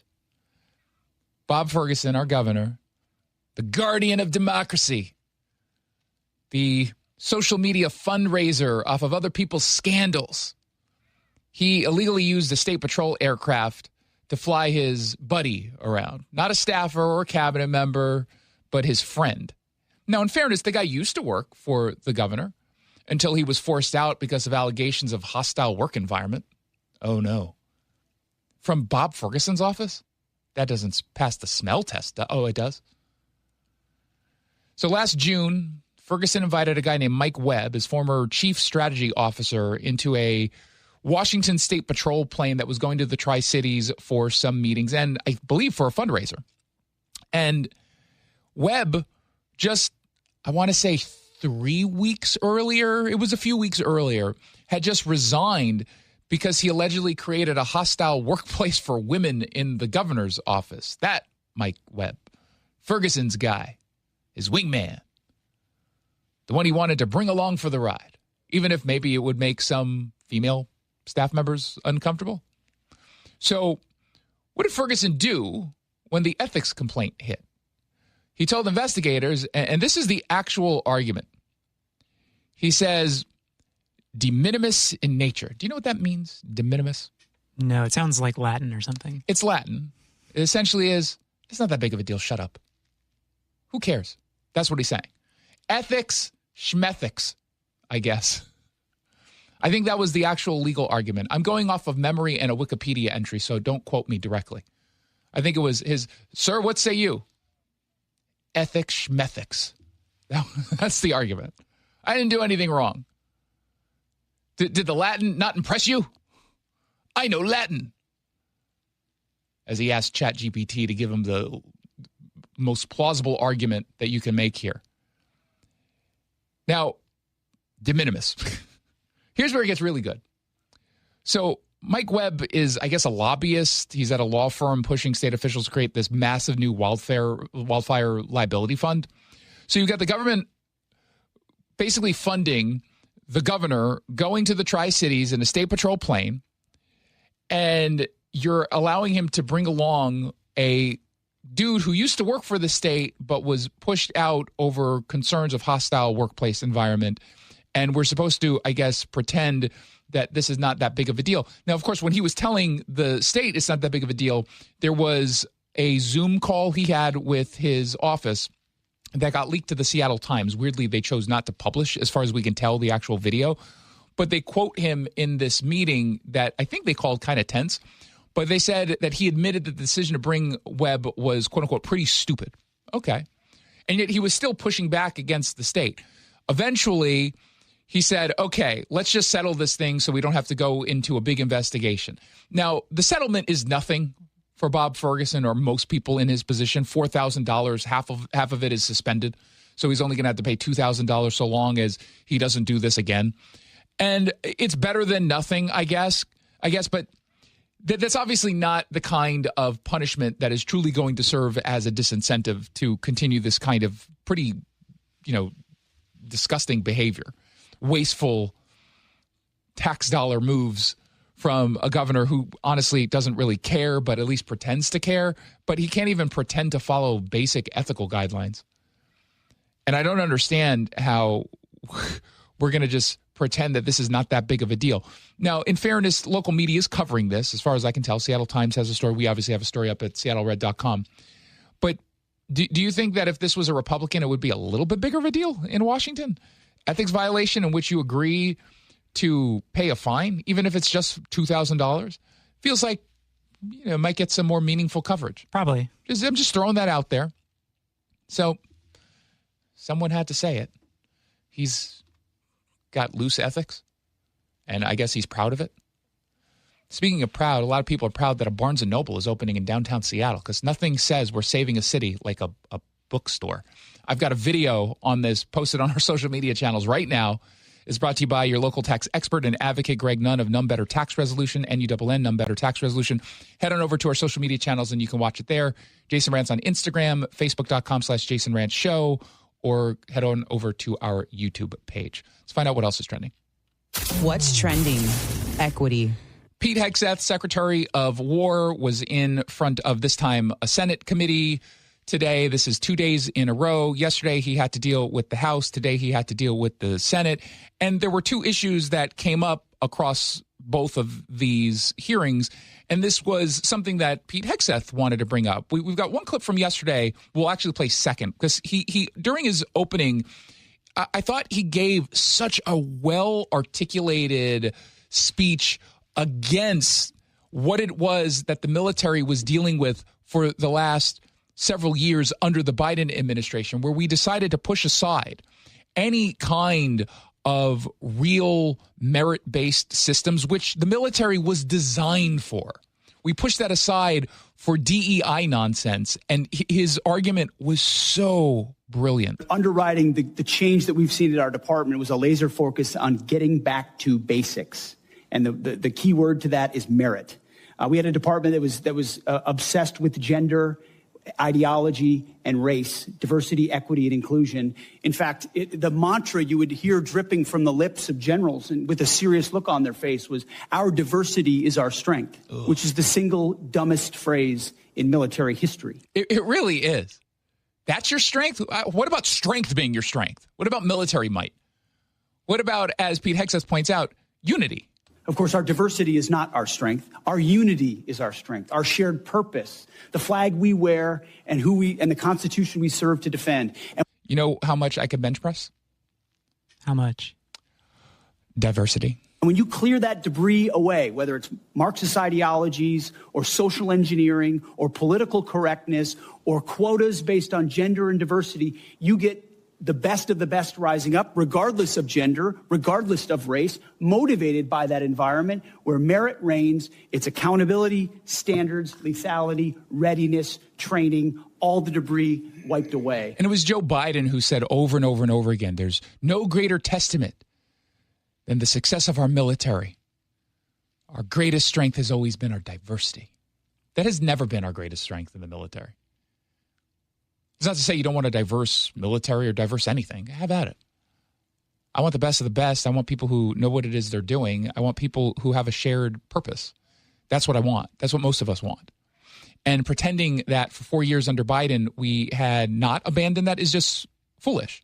Which brings us to Marilyn Strickland, who, kudos to her. She's not a particularly bright lawmaker, but she's managed to get away from a lot of embarrassing moments. And I think she's kind of playing the Maria Cantwell deal where she just kind of does nothing and stays under the radar and just collects a paycheck and does whatever it is the party wants her to do. But she doesn't really make a big deal. And by the way, while sure, my tone is a bit snarky there, it's not an unwise strategy if you're a do-nothing member of Congress who wants to stay in a cush job forever. I literally was thinking today, I'm like, Marilyn Strickland, I know that name. I'm like, oh, yeah, she's a congressman from Washington. She is the forgotten Washington congresswoman. It's her and that other one I can't remember. What's her name? Emily Randall. Although Emily Randall has had some various viral moments this past year and kind of last year because she's an extremist. But Marilyn Strickland, who, and I kind of joke. I like her. I don't think she's dumb. I just don't think she's the brightest of our members of Congress because she says stupid things like this. Always had a merit-based system. That's not the argument. No, we have not. Not under the Biden administration. We did not. It became social engineering, not merit, and we're fixing it didn't. quick. No, it did not. I love because no, it didn't. No, it did not. Yes, it did. The president used to say that. We had members of the military brass coming out and say, yes, I would love everyone to read White Fragility. What was that one book that, what's his name was pushing? Oh, my God, it's like on the tip of my tongue. There's so many DEI grifting books out there. Millie was talking about it. And look it up real quickly because, when we name a book on the show, it immediately becomes an Amazon bestseller, like my book, What's Killing America, which I get. Oh, White Rage? Yeah. Was it White Rage?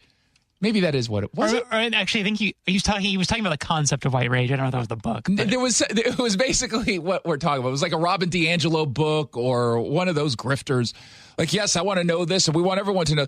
It's like that's what they were doing, and they were so proud of the fact that they had a bunch of trans people who were now serving, and they made a big deal of the symbolism of that. How could you, with a straight face, Marilyn Strickland, tell us that we had a merit-based system under the Biden administration?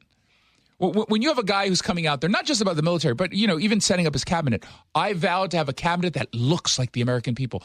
By the very definition of merit-based, this would not qualify. It doesn't qualify. So it's just so silly. Then you got Jack Reed of Rhode Island. He goes after today. He's the senator. He's the senator who didn't belong to a whites-only club from Rhode Island. That's the other one. That we know of, yeah. Yeah, that we know of. Maybe he did. That's Sheldon Whitehouse, or White Club, I guess is his new nickname on Twitter. But Sam Reed insinuated that Hegseth is a racist and a misogynist. Intense interest in Christianity, in nationalism, and in not recognizing the talents of women and non-white gentlemen, and that's the wrong direction. I don't know what you're insinuating. Well, in fairness, he knew exactly what he was insinuating. Senator, but I am not ashamed of my faith in Jesus Christ. Well, you shouldn't be ashamed. And if you want to shame me for it, go ahead. But it kind of does sound like Sam Reed wanted to shame him for that. I mean, he brings up right at the beginning. Intense interest in Christianity. Oh, no. Intense interest in God and faith. How dare he? How dare he? Now, in fairness, he didn't just directly, because he's a coward, he didn't want to directly call out Hegseth. Tammy Duckworth, the Democrat senator from Illinois, goes on MS Now, says that. Well, Pete Hegseth is an incompetent fool. He's an incompetent fool, yeah, man. He is a misogynist, and he's been trying to get rid of women's role in our military. I like this idea that acknowledging differences between men and women is getting rid of women in the military, rather than putting women and men in positions where they're most likely to succeed and most likely not to get someone else killed or themselves killed. But remember, Marilyn Strickland tells us that there were no changes to our merit-based system. Did we lower the physical fitness standards so that more women could advance? Yeah. Okay, is that merit-based? No. Hold on. Hold on. Smarty McSmart Pants over there. If you get to new standards, it's now merit-based based on those limited standards. Do you think that's what Marilyn Strickland was doing there? She's like, well, technically, I think I've got you on a argument here. I can win this battle. We technically changed the system. So technically, it's still merit-based. Well, no, not really. Obviously must have lost out a promotion to a female service member at some point and is, Ugh. Yeah, he seems like he's got low self-esteem. Pete Hexa. On a personal vendetta, but bottom line, in the testimony, he said, we are doing this to the highest male standard, as if there were only two standards in the military. And in fact, the physical fitness standards are actually graduated based on age as well. So but it's still gender-based. Does she not realize that? Do you know why it's based on the male standard? Any ideas? I'll give you a hint, okay? Men are stronger. Oh, no, that was the answer. I wasn't sure if I was allowed to say that. No, you're on this show, you're allowed to say that. Now, we talk about men in a general sense. Obviously, Jackson has no upper body strength. It's true. Even though he goes to the gym, he says every single day. Not every day. No, you go every day, you told us. 40-year-old serviceman. She just gendered. Oh, my God. And she caught herself, but then she did it again. It's almost like she couldn't get out of it. Does not have to run the 2 miles as fast as an 18-year-old serviceman. So it is also differentiated by age as well as by gender. And frankly, as someone who served in a combat arms branch, and I volunteered to serve in the first combat arms branch that actually accepted women into combat roles, which is as a helicopter pilot. I know what the experience is. I know that our women who have met those standards have met the standards. They're doing... Yeah, who meet the standards of men, then they can move on. Yes, that is true. And Pete Hegseth hasn't changed that. He has no interest in changing that. He just wants to make sure that when we say someone's going to move forward, we want to be able to ensure everyone on the battlefield is capable of pulling their own weight. And unfortunately, overall, women are weaker than men. That doesn't mean that some women can't move forward, and it doesn't mean that all men do. That's not how this works. But there's still some basic realities, even if Democrats like Tammy Duckworth want to pretend otherwise. Let's find out what else is trending. What's trending? Legal. Washington Democrats thought they could use an unelected commission to kick elected sheriffs off the ballot or out of office just for refusing to sign a loyalty oath. But good news, yesterday a judge said, no, not so fast. Senate Bill 5974, it was the law that would have allowed Olympia to override the voters and strip sheriffs of their jobs. It was partially blocked one day before it took effect. The attorney who fought to stop it is here. Friend of the show, Mark Lamb from Carney Badley Spellman. Welcome back to the show. Hey, Jason. Thanks so much for having me. So, like I said, it's partially blocked. There's some irony in what part of this isn't blocked, I suppose. But walk me through what the judge actually said in this decision. Yeah, the judge spoke for almost 40 minutes from the bench in giving her decision, and it was an extremely thoughtful and well-reasoned analysis of why this law is completely unconstitutional. And in this country, voters get to decide who elects them, and the remedy if you elect somebody bad is to either recall them if they commit malfeasance or misfeasance or violate their oath of office, or vote them out at the next election.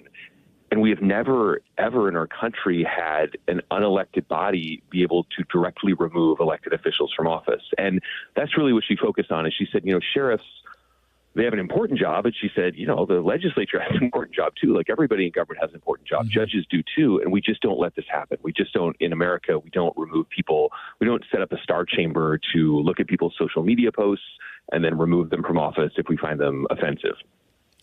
Now, the part that will go into effect or can go into effect would apply in one instance for cases of sheriffs who are appointed. And ironically, that would be King County, which wanted to strip the power and did, in fact, strip power from the voters. They just did it via an initiative.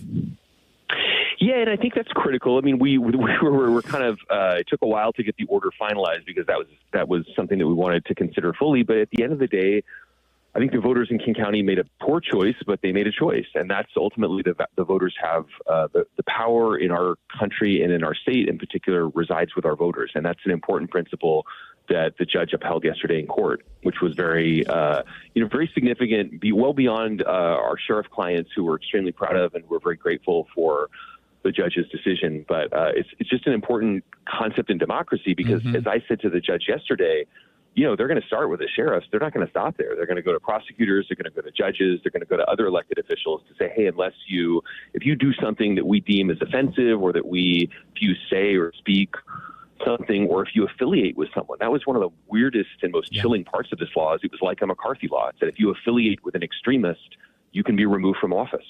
Yeah, an extremist as defined by the Democrats in charge. Yeah, which is incredible. I mean, I articulated this in court yesterday, but one of the definitions of an extremist organization, and it doesn't even have to be an organization. It can be a person or two people. It would be somebody who engaged in the public marginalization of perceived gender. And I consider myself to be a reasonably intelligent person. I don't even know what that means. I don't know what public marginalization means, and I don't know what perceived gender means. And the judge picked up on that and said, look, this law, a reasonably intelligent person and a reasonably intelligent sheriff would have no idea if they had violated this law, and so it's unconstitutionally vague. So the state's argument, or at least one of them, was that sheriffs already certify under similar standards, so none of this is really a big deal. Why is that wrong? It's just not true. I mean, the law right now is to run for sheriff, you have to attend a basic law enforcement training class. It doesn't even say you have to pass the class. It just says you have to take it. That's not the same thing as certification. And there have been sheriffs who are not certified by the CJTC. And as we look at the News Tribune, half the sheriffs right now in our state are undergoing have complaints with the CJTC and made on social media. So free speech. So it's completely untrue what the state said, and they were as they've done throughout this litigation. They were playing word games by saying, they already have to be certified. All of my clients are certified, but that's not the point. They can't be removed from office if they lose that certification. The state also says that they're appealing. So what's the realistic timeline, and do elected sheriffs have any real protection before the next election cycle? We do. I mean, here's the great news is at Kearney Badley Spellman, we have one of the best appellate teams in the state of Washington. We're prepared for whatever the state is going to do next. And, I anticipated if we had lost yesterday, we would have appealed. I anticipate they will likely appeal. There's 60 years of unbroken case law that says the state can't do this. You can't do a loyalty oath, and you can't condition elected office on what people say, speak, write, or who they affiliate with. So I'm quite confident that whether it's the state Supreme Court or the United States Supreme Court, they're going to come to the same conclusion that Judge Schaller did. But, it may take a minute for us to get there. Finally, beyond Washington State, should other states be paying attention to what happens here? Absolutely. I mean, I have to say, the state could not produce a single example in any other state in our country that has done what the legislature did in the last session. So I think it is, unfortunately, bad ideas sort of germinate, and I think it's really, really important that people all across the country stand vigilant. That in this country, we elect our officials, and we don't delegate to some bureaucratic star chamber to decide who we're allowed to vote for, or importantly, who can even run for office in the first place. Precisely. Mark Lamb is an attorney. He's a principal at Kearney Badley Spellman. Good work. Congratulations, and thanks for stopping by. Hey, thanks so much, Jason. Appreciate it. Of course. You're listening to The Jason Rantz Show. If you want to read more about this, head on over to seattlered.com. Back with more after this. Check engine or ABS light on? Take the guesswork out of your warning lights with O'Reilly Veriscan. It's free. Ask for O'Reilly Veriscan. O'Reilly Auto Parts. Wendy's new Biggie Deals lets you choose whatever you're in the mood for. It's like a music mixing board of deals, and you're the producer. Go with some chill folk music with a JBC in the $4 Biggie Bite snack. Try the drum and bass of deals with a double stack in the $6 Biggie Bag. Or go full-on sandwich symphony with an $8 Biggie Bundle, the grand finale of snacking. And the best part? They all come with napkins. $4, $6, and $8 Biggie Deals how you want them at Wendy's. Price and participation may vary. Single items at regular price. Prices may be higher in Alaska, California, and Hawaii. Support comes from Amazon Business. Unlock smart business buying with fast, free delivery on millions of items and practical AI innovations that automate repetitive tasks so you can make smarter decisions faster. Learn more at amazonbusiness.com. I'm Ed Evans, CEO of Consumer Cellular. No, we're not one of the big guys. Truth is, we don't want to be. If you're over 50, Big Wireless probably has you paying for more data than you might need. You could be throwing away thousands over a lifetime. Our entry-level data plans start at just $20 a month. And for a limited time, switch and get your second month free. Call 1-888-FREEDOM, visit consumercellular.com or a store near you and get your second month free today. Plans include $5 credit for auto pay and e-billing. See site for additional details.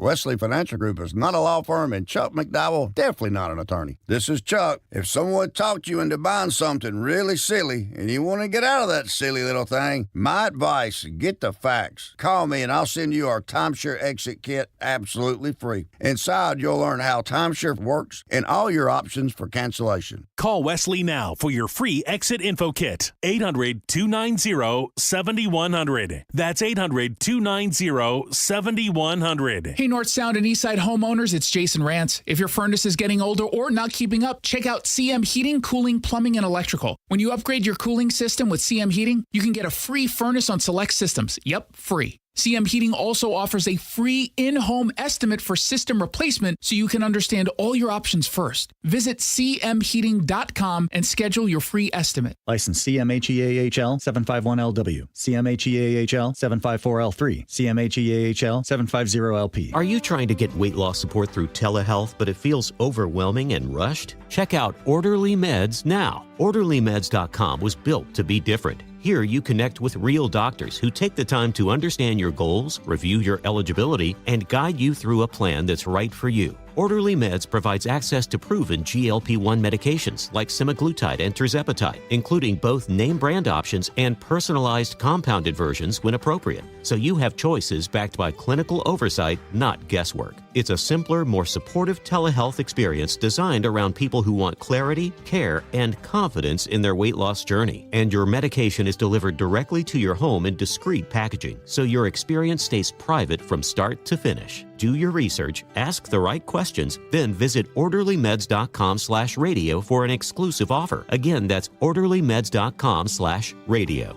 Individual results may vary, not medical advice. Eligibility required. See site for details.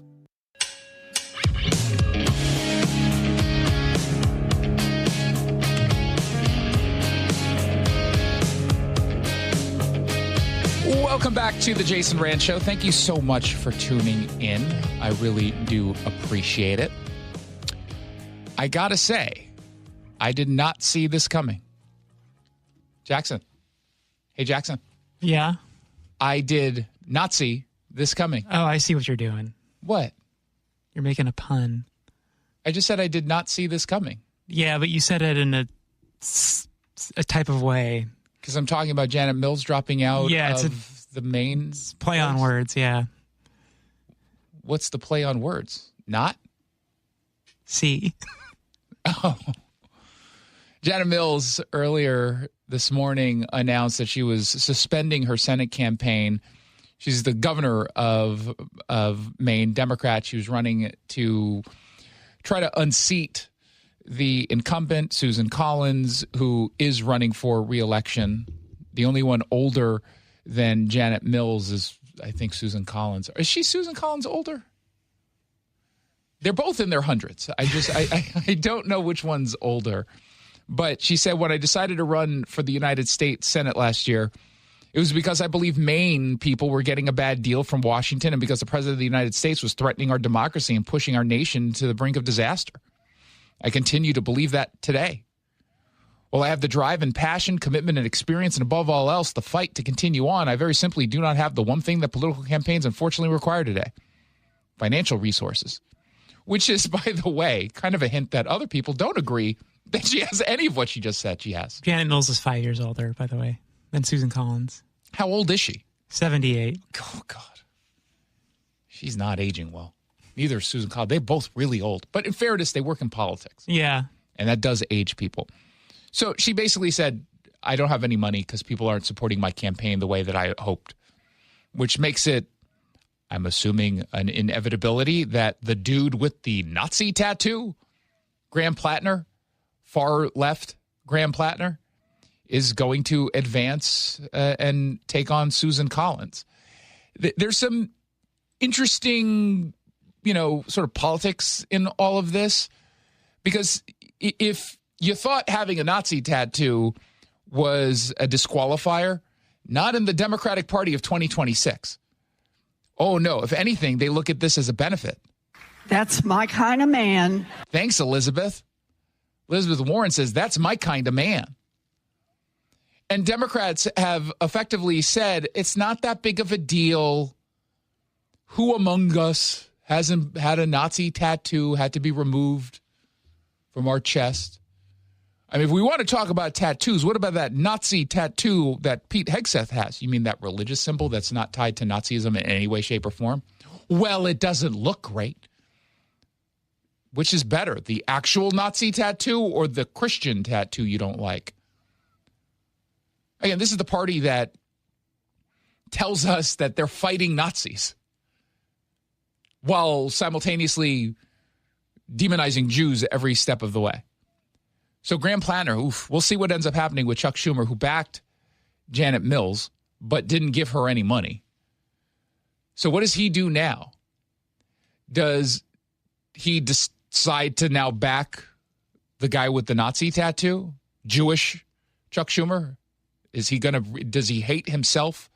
And is he that desperate so much to stay in power that he'll go ahead and back and pay for Graham Plattner's candidacy? I feel like he renounced his Judaism a long time ago. So. Yeah, that's fair. But, I mean, it's still he could have backed Graham Plattner from the beginning. He chose to go with Janet Mills.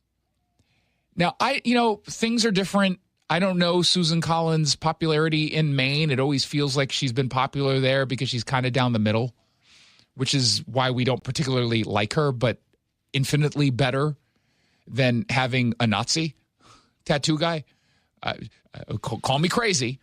I will always take the Republican who's a Republican 8 times out of 10 than the progressive with the Nazi tattoo. Or as Elizabeth Warren calls him, my kind of man. Right, Elizabeth? Say it. Say it. That's my kind of man. Thanks. No shame whatsoever. Ugh.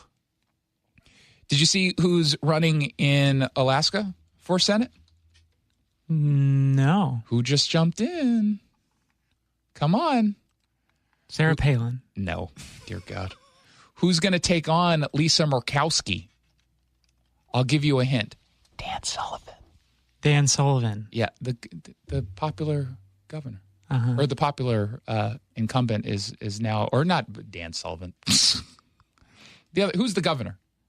Oh, I was going to say, isn't Dan Sullivan already a senator? Yeah. I was like, wait, I'm confused. It's, what's his name? Dunleavy. Sorry. I've interviewed the guy. Oh, Mike Dunleavy. Yeah, he's a really good dude. He's super tall. Have you ever met him? No. Do you know how tall he is? I don't know. I just said he's super tall. Find out how tall he is. And also his age. Because I think he's like a normal person. Mike Dunleavy is... He's 64. He's way taller than 6'4". No, he's 64 inches tall. Okay, that makes more sense. How tall? This guy, and I don't know, maybe because I'm not great with height. I took a picture next to him, and I was like, he's 6'9". Or at least the NBA player with the same name is 6'9". Well, that was the first thing that popped in my head because I remember him. But I'm just gonna go with that because I've taken a photo next to him and my neck hurt because I was looking up at him. He's a good dude. He can actually win. The problem with going after people like Lisa Murkowski or Susan Collins, to me at least, is that you risk losing a Republican seat, even if they only vote with Republican 8 out of 10 times. Lisa Murkowski probably closer to 6 out of 10 times. But I'd rather have that than 0. And it's always kind of risky to challenge, except when you have someone like Dunleavy in Alaska who's very popular. And I don't think anyone really seriously tried to challenge Susan Collins in Maine, mostly because, again, I think she's popular there. And I will say, Collins has come through for Republicans at a much better rate than Murkowski. I think that's undeniable.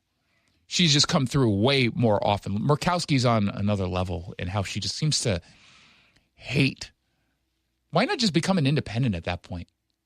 Yeah, and I always give Colin some grace because Maine is a blue state. Yeah, like I get it. Whereas but Murkowski, Alaska's not. Yeah, it's like, come on, do better, guys. We can't do any better than that, so we're going to go with the governor. Hopefully, again, he will end up moving us in the right direction. The longest ever shutdown in U.S. history is now officially over.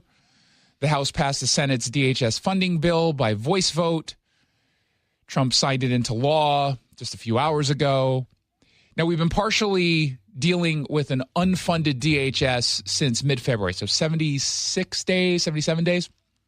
And the Senate passed a bipartisan bill unanimously a few weeks ago. The House Speaker, Mike Johnson, had declined to put it on the floor for a vote because we just didn't have the numbers. He didn't like the language that defunded, in his view, law enforcement.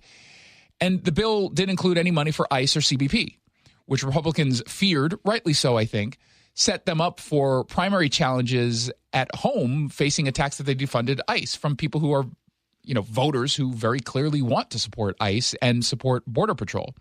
But what broke the logjam, as it were, was this White House memo that said it wouldn't be able to pay DHS employees starting in May if the House didn't actually act.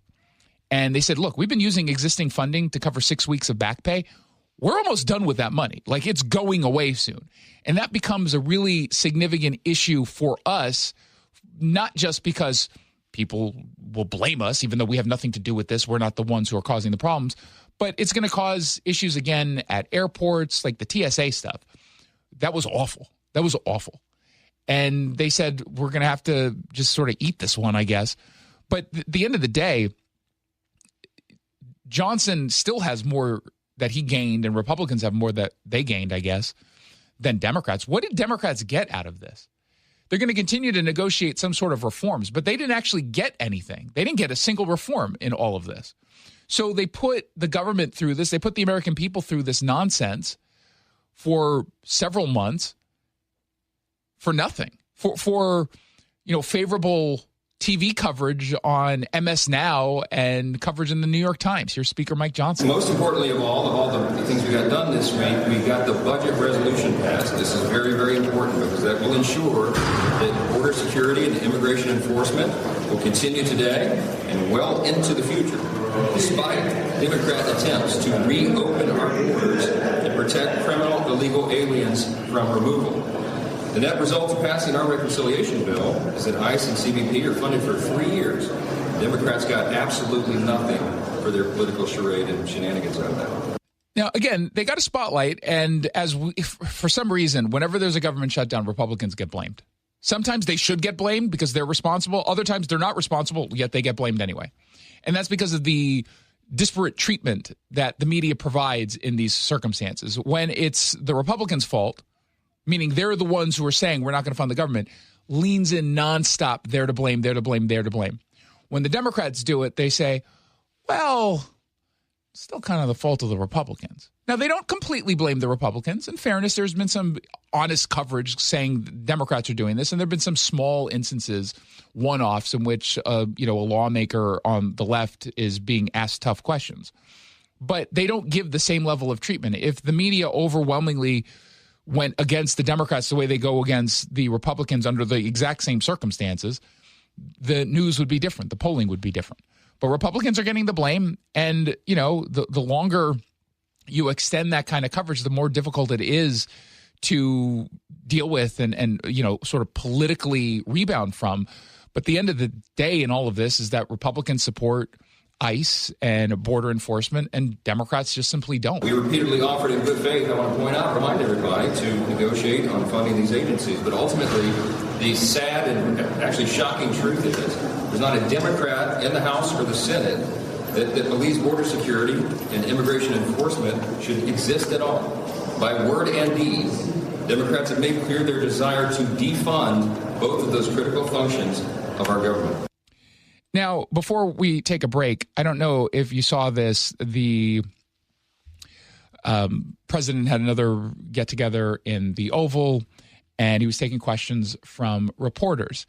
And obviously, even though it feels like it happened a long time ago, we're still fresh off of an assassination attempt on Saturday in D.C. at the White House Correspondents Association dinner. And we're having a serious conversation about whether or not the president should be wearing a bulletproof vest now. And he was asked that. His answer is why so many of us love this guy. Is there talks about you potentially wearing a bulletproof vest moving forward, given you have now been shot at? I don't know if I can handle looking 20 pounds heavier. That's good. And again, most people who are subjected to just the threat of violence would not have a sense of humor like he does, having actually been subjected to and actually shot. Not just shot at, but actually shot. Now 3 times. That was a very Reagan-esque joke. Yes, but he knows what it is he's doing. Rand Paul, of all people, have pushed forward a bill to fund the ballroom so it could be taken completely out of the court. Even again, it's going to be built. I love how we're pretending it's not going to be built. You can stall it, you can slow it down, but it's 100% going to be built. And what's the key piece of this particular ballroom that should not upset anyone? We're not paying for it. There's zero tax dollars going into this project, which is why Rand Paul is supportive of it. Now, Rand Paul probably wouldn't be the one who would introduce a bill like this if it was government funding for a ballroom. He's pretty consistent on this. But it'll cost about $400 million. It's completely covered by private dollars. And so he introduced his bill to do this. And you know who's standing in the way? I mean, all the Democrats, but in particular, Elizabeth Warren, which is very on brand for a socialist. She's all like, I don't want you spending your own money the way you see fit. I want to spend your money the way I see fit. It's unbelievable. It's unbelievable. So we're still at a standstill here.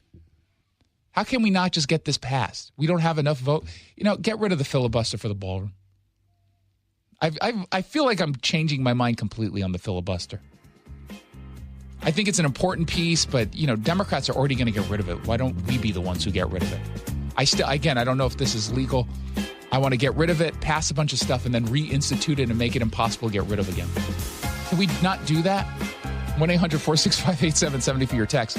Don't forget, every Thursday we post a Jason Rantz Show video update brought to you by a local tax expert and advocate, Greg Nunn of None Better Tax Resolution. It's on our social media channels right now, taking you through the really bad data out of the city of Seattle. 33.3% office vacancy rate, highest in the country. When we come back, an exclusive story about a judge who arguably should not be a judge in Seattle. We'll explain what happened when we come back. I know that hiring can be challenging. You need someone to match your role perfectly. Well, now you can meet them fast on ZipRecruiter. Build your team, build it sooner. Meet your match on ZipRecruiter. Just head to ZipRecruiter.com/free right now to try it for free. That's ZipRecruiter.com/free. Meet your match on ZipRecruiter. Try it free. Wesley Financial Group is not a law firm, and Chuck McDowell, definitely not an attorney. This is Chuck. If someone talked you into buying something really silly and you want to get out of that silly little thing, my advice, get the facts. Call me and I'll send you our timeshare exit kit absolutely free. Inside, you'll learn how timeshare works and all your options for cancellation. Call Wesley now for your free exit info kit. 800-290-7100. That's 800-290-7100. Leather's remodel sale is on now. While the world is raising prices at Leather's, we are lowering them. Over 200 pieces of quality furniture will be sold at half off. Mitch here, owner of Leather's, Washington's most eclectic home furnishings resource. This is our largest selling event in 30 years. Gorgeous furniture for every room in the house will be sold at half off. Fabric, leather, and wood sold while they last at half off. Luxurious furniture in stock at liquidation prices. So hurry into Leather's giant remodel sale in Issaquah now. You can't control what's happening in the world. You can't control gas prices or what the market does tomorrow. But you can control whether your retirement is protected when the unexpected hits. That's what Rajiv Nagayach has dedicated his career to helping families do. Not just picking investments, but building one plan that brings your healthcare, housing, legal, and financial decisions together into a single strategy. A strategy designed to keep you out of a nursing home, protect your assets, and keep your family from becoming your unpaid caregivers. If the last weeks have made you uneasy about your future, you need help. Join Rajiv at a free 90-minute seminar this May. You'll see where most plans fall short and how yours doesn't have to. Register for a free LifePoint Law Retirement Planning Seminar in Puyallup on May 5th, Federal Way on May 6th, Bellevue on May 7th, or Linwood on May 12th. Seminars begin at 6:30 p.m. Space is limited, so sign up at lifepointlaw.com. That's lifepointlaw.com. Summer's right around the corner. Can you say World Series? I don't want to jinx anybody, and I don't want to jinx the heating system or cooling system that you have, but it could possibly out at home. So the best thing to do right now is to replace the system. You want it done right and done fast. Upgrade your cooling now with Home Comfort Alliance. Their 60-second online price estimator makes it so easy. Upgrade to a Lennox cooling system and get a new heating system free. Plus available utility rebates. Visit homecomfortalliance.com today. Are you trying to get weight loss support through telehealth, but it feels overwhelming and rushed? Check out Orderly Meds now. OrderlyMeds.com was built to be different. Here you connect with real doctors who take the time to understand your goals, review your eligibility, and guide you through a plan that's right for you. Orderly Meds provides access to proven GLP-1 medications like semaglutide and tirzepatide, including both name brand options and personalized compounded versions when appropriate. So you have choices backed by clinical oversight, not guesswork.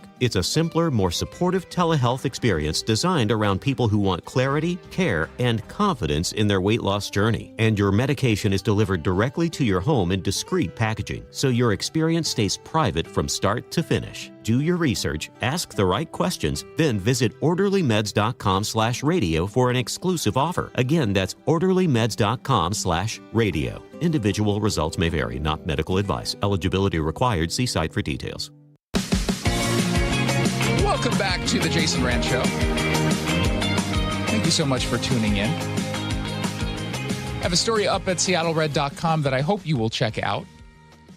A sitting King County District Court judge has been formally reprimanded for sexually harassing a court clerk after an encounter in his blacked out chambers that reportedly left her throwing up at work more than 10 times and hiding in bathrooms to avoid him. Kind of sounds like what happens with you, Jackson. Every time I walk into the office, he starts to cry and run away. But not due to sexual harassment. I say for different reasons, though.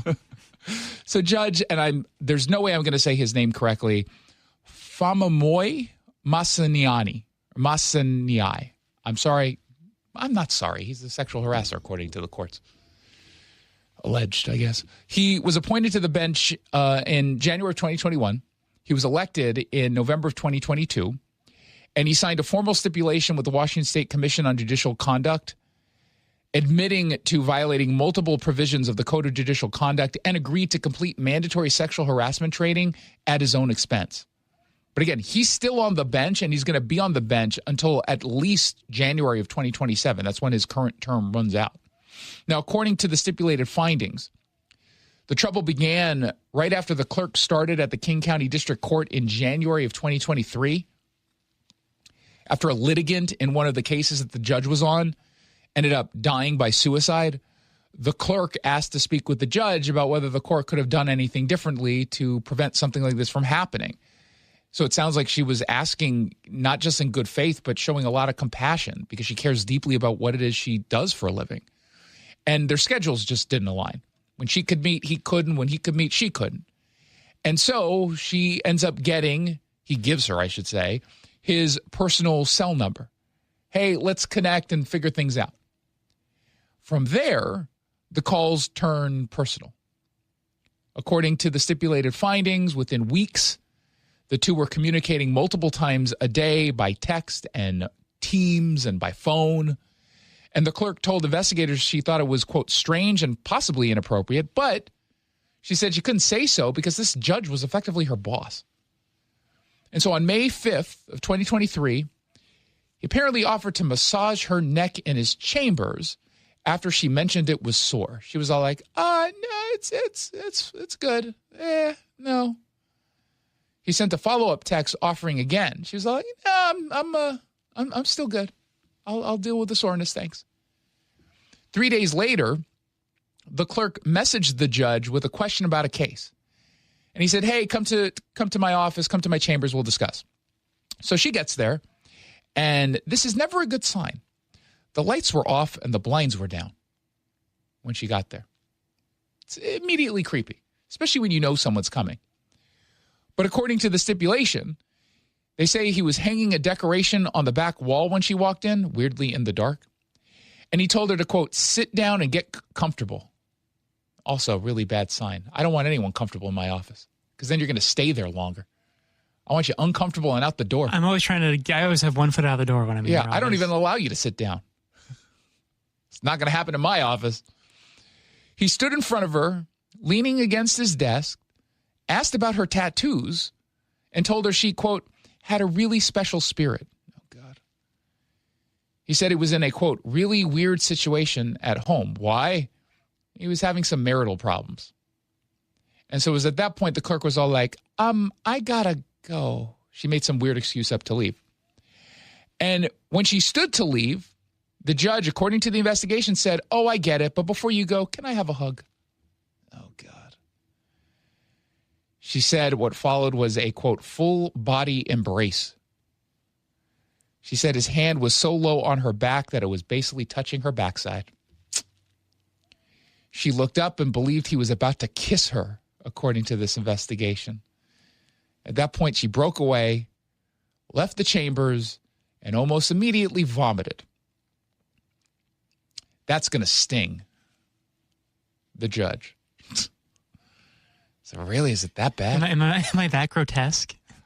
We've got a photo up at seattlered.com. The answer is yes. The answer is very clearly yes. The next day, he texted her to ask if she was okay.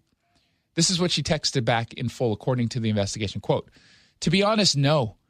I like talking to you. I'm happy to listen, but I felt like I couldn't say no when you asked for a hug in your office yesterday. And I felt really uncomfortable when I left. I feel bad even saying this to you because I don't think you meant any harm and you already apologized.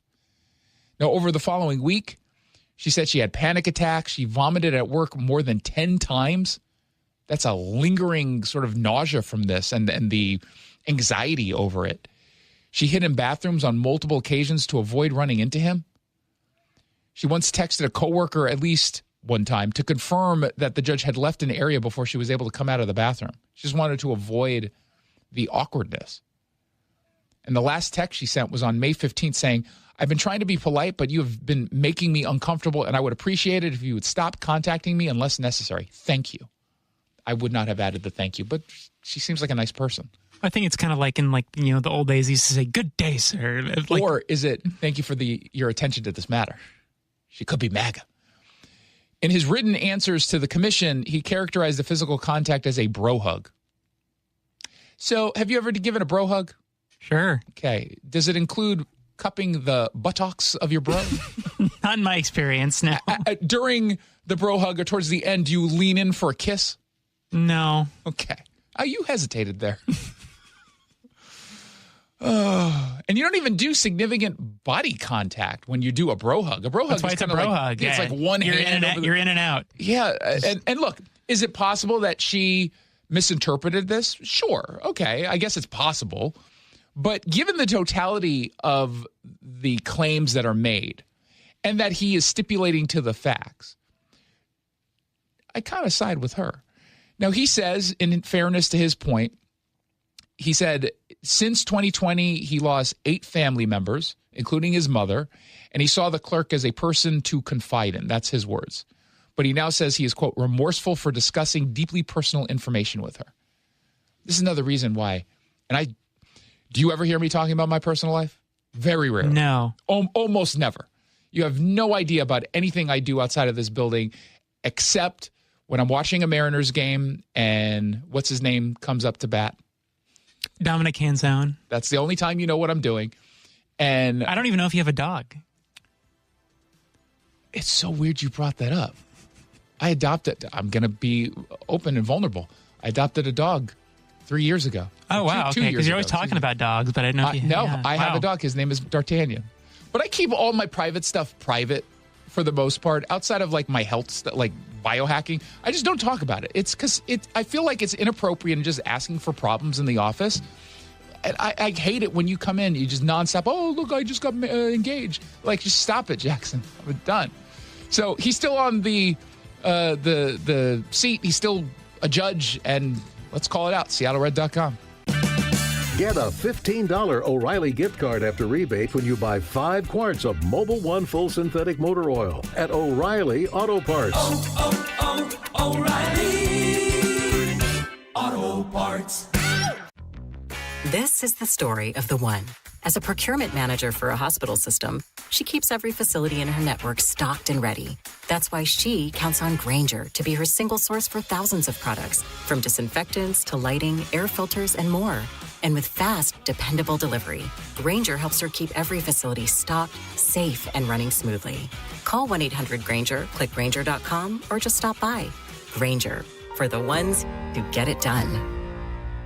Support comes from Amazon Business. Free your team from time-consuming procurement tasks. Discover smart business buying where unmatched selection meets AI-driven tools to simplify complex processes so you can focus on what matters most. Learn more at amazonbusiness.com. Hey, North Sound and Eastside homeowners, it's Jason Rantz. If your furnace is getting older or not keeping up, check out CM Heating, Cooling, Plumbing, and Electrical. When you upgrade your cooling system with CM Heating, you can get a free furnace on select systems. Yep, free. CM Heating also offers a free in-home estimate for system replacement so you can understand all your options first. Visit cmheating.com and schedule your free estimate. License CMHEAHL 751LW, CMHEAHL 754L3, CMHEAHL 750LP. Every 65 seconds, someone in the United States develops Alzheimer's disease. Many don't even know it. I was lucky. We caught this at the very earliest stages. Pieces of my past are being erased. Bright Focus Foundation's Alzheimer's Disease Research Program has invested more than $175 million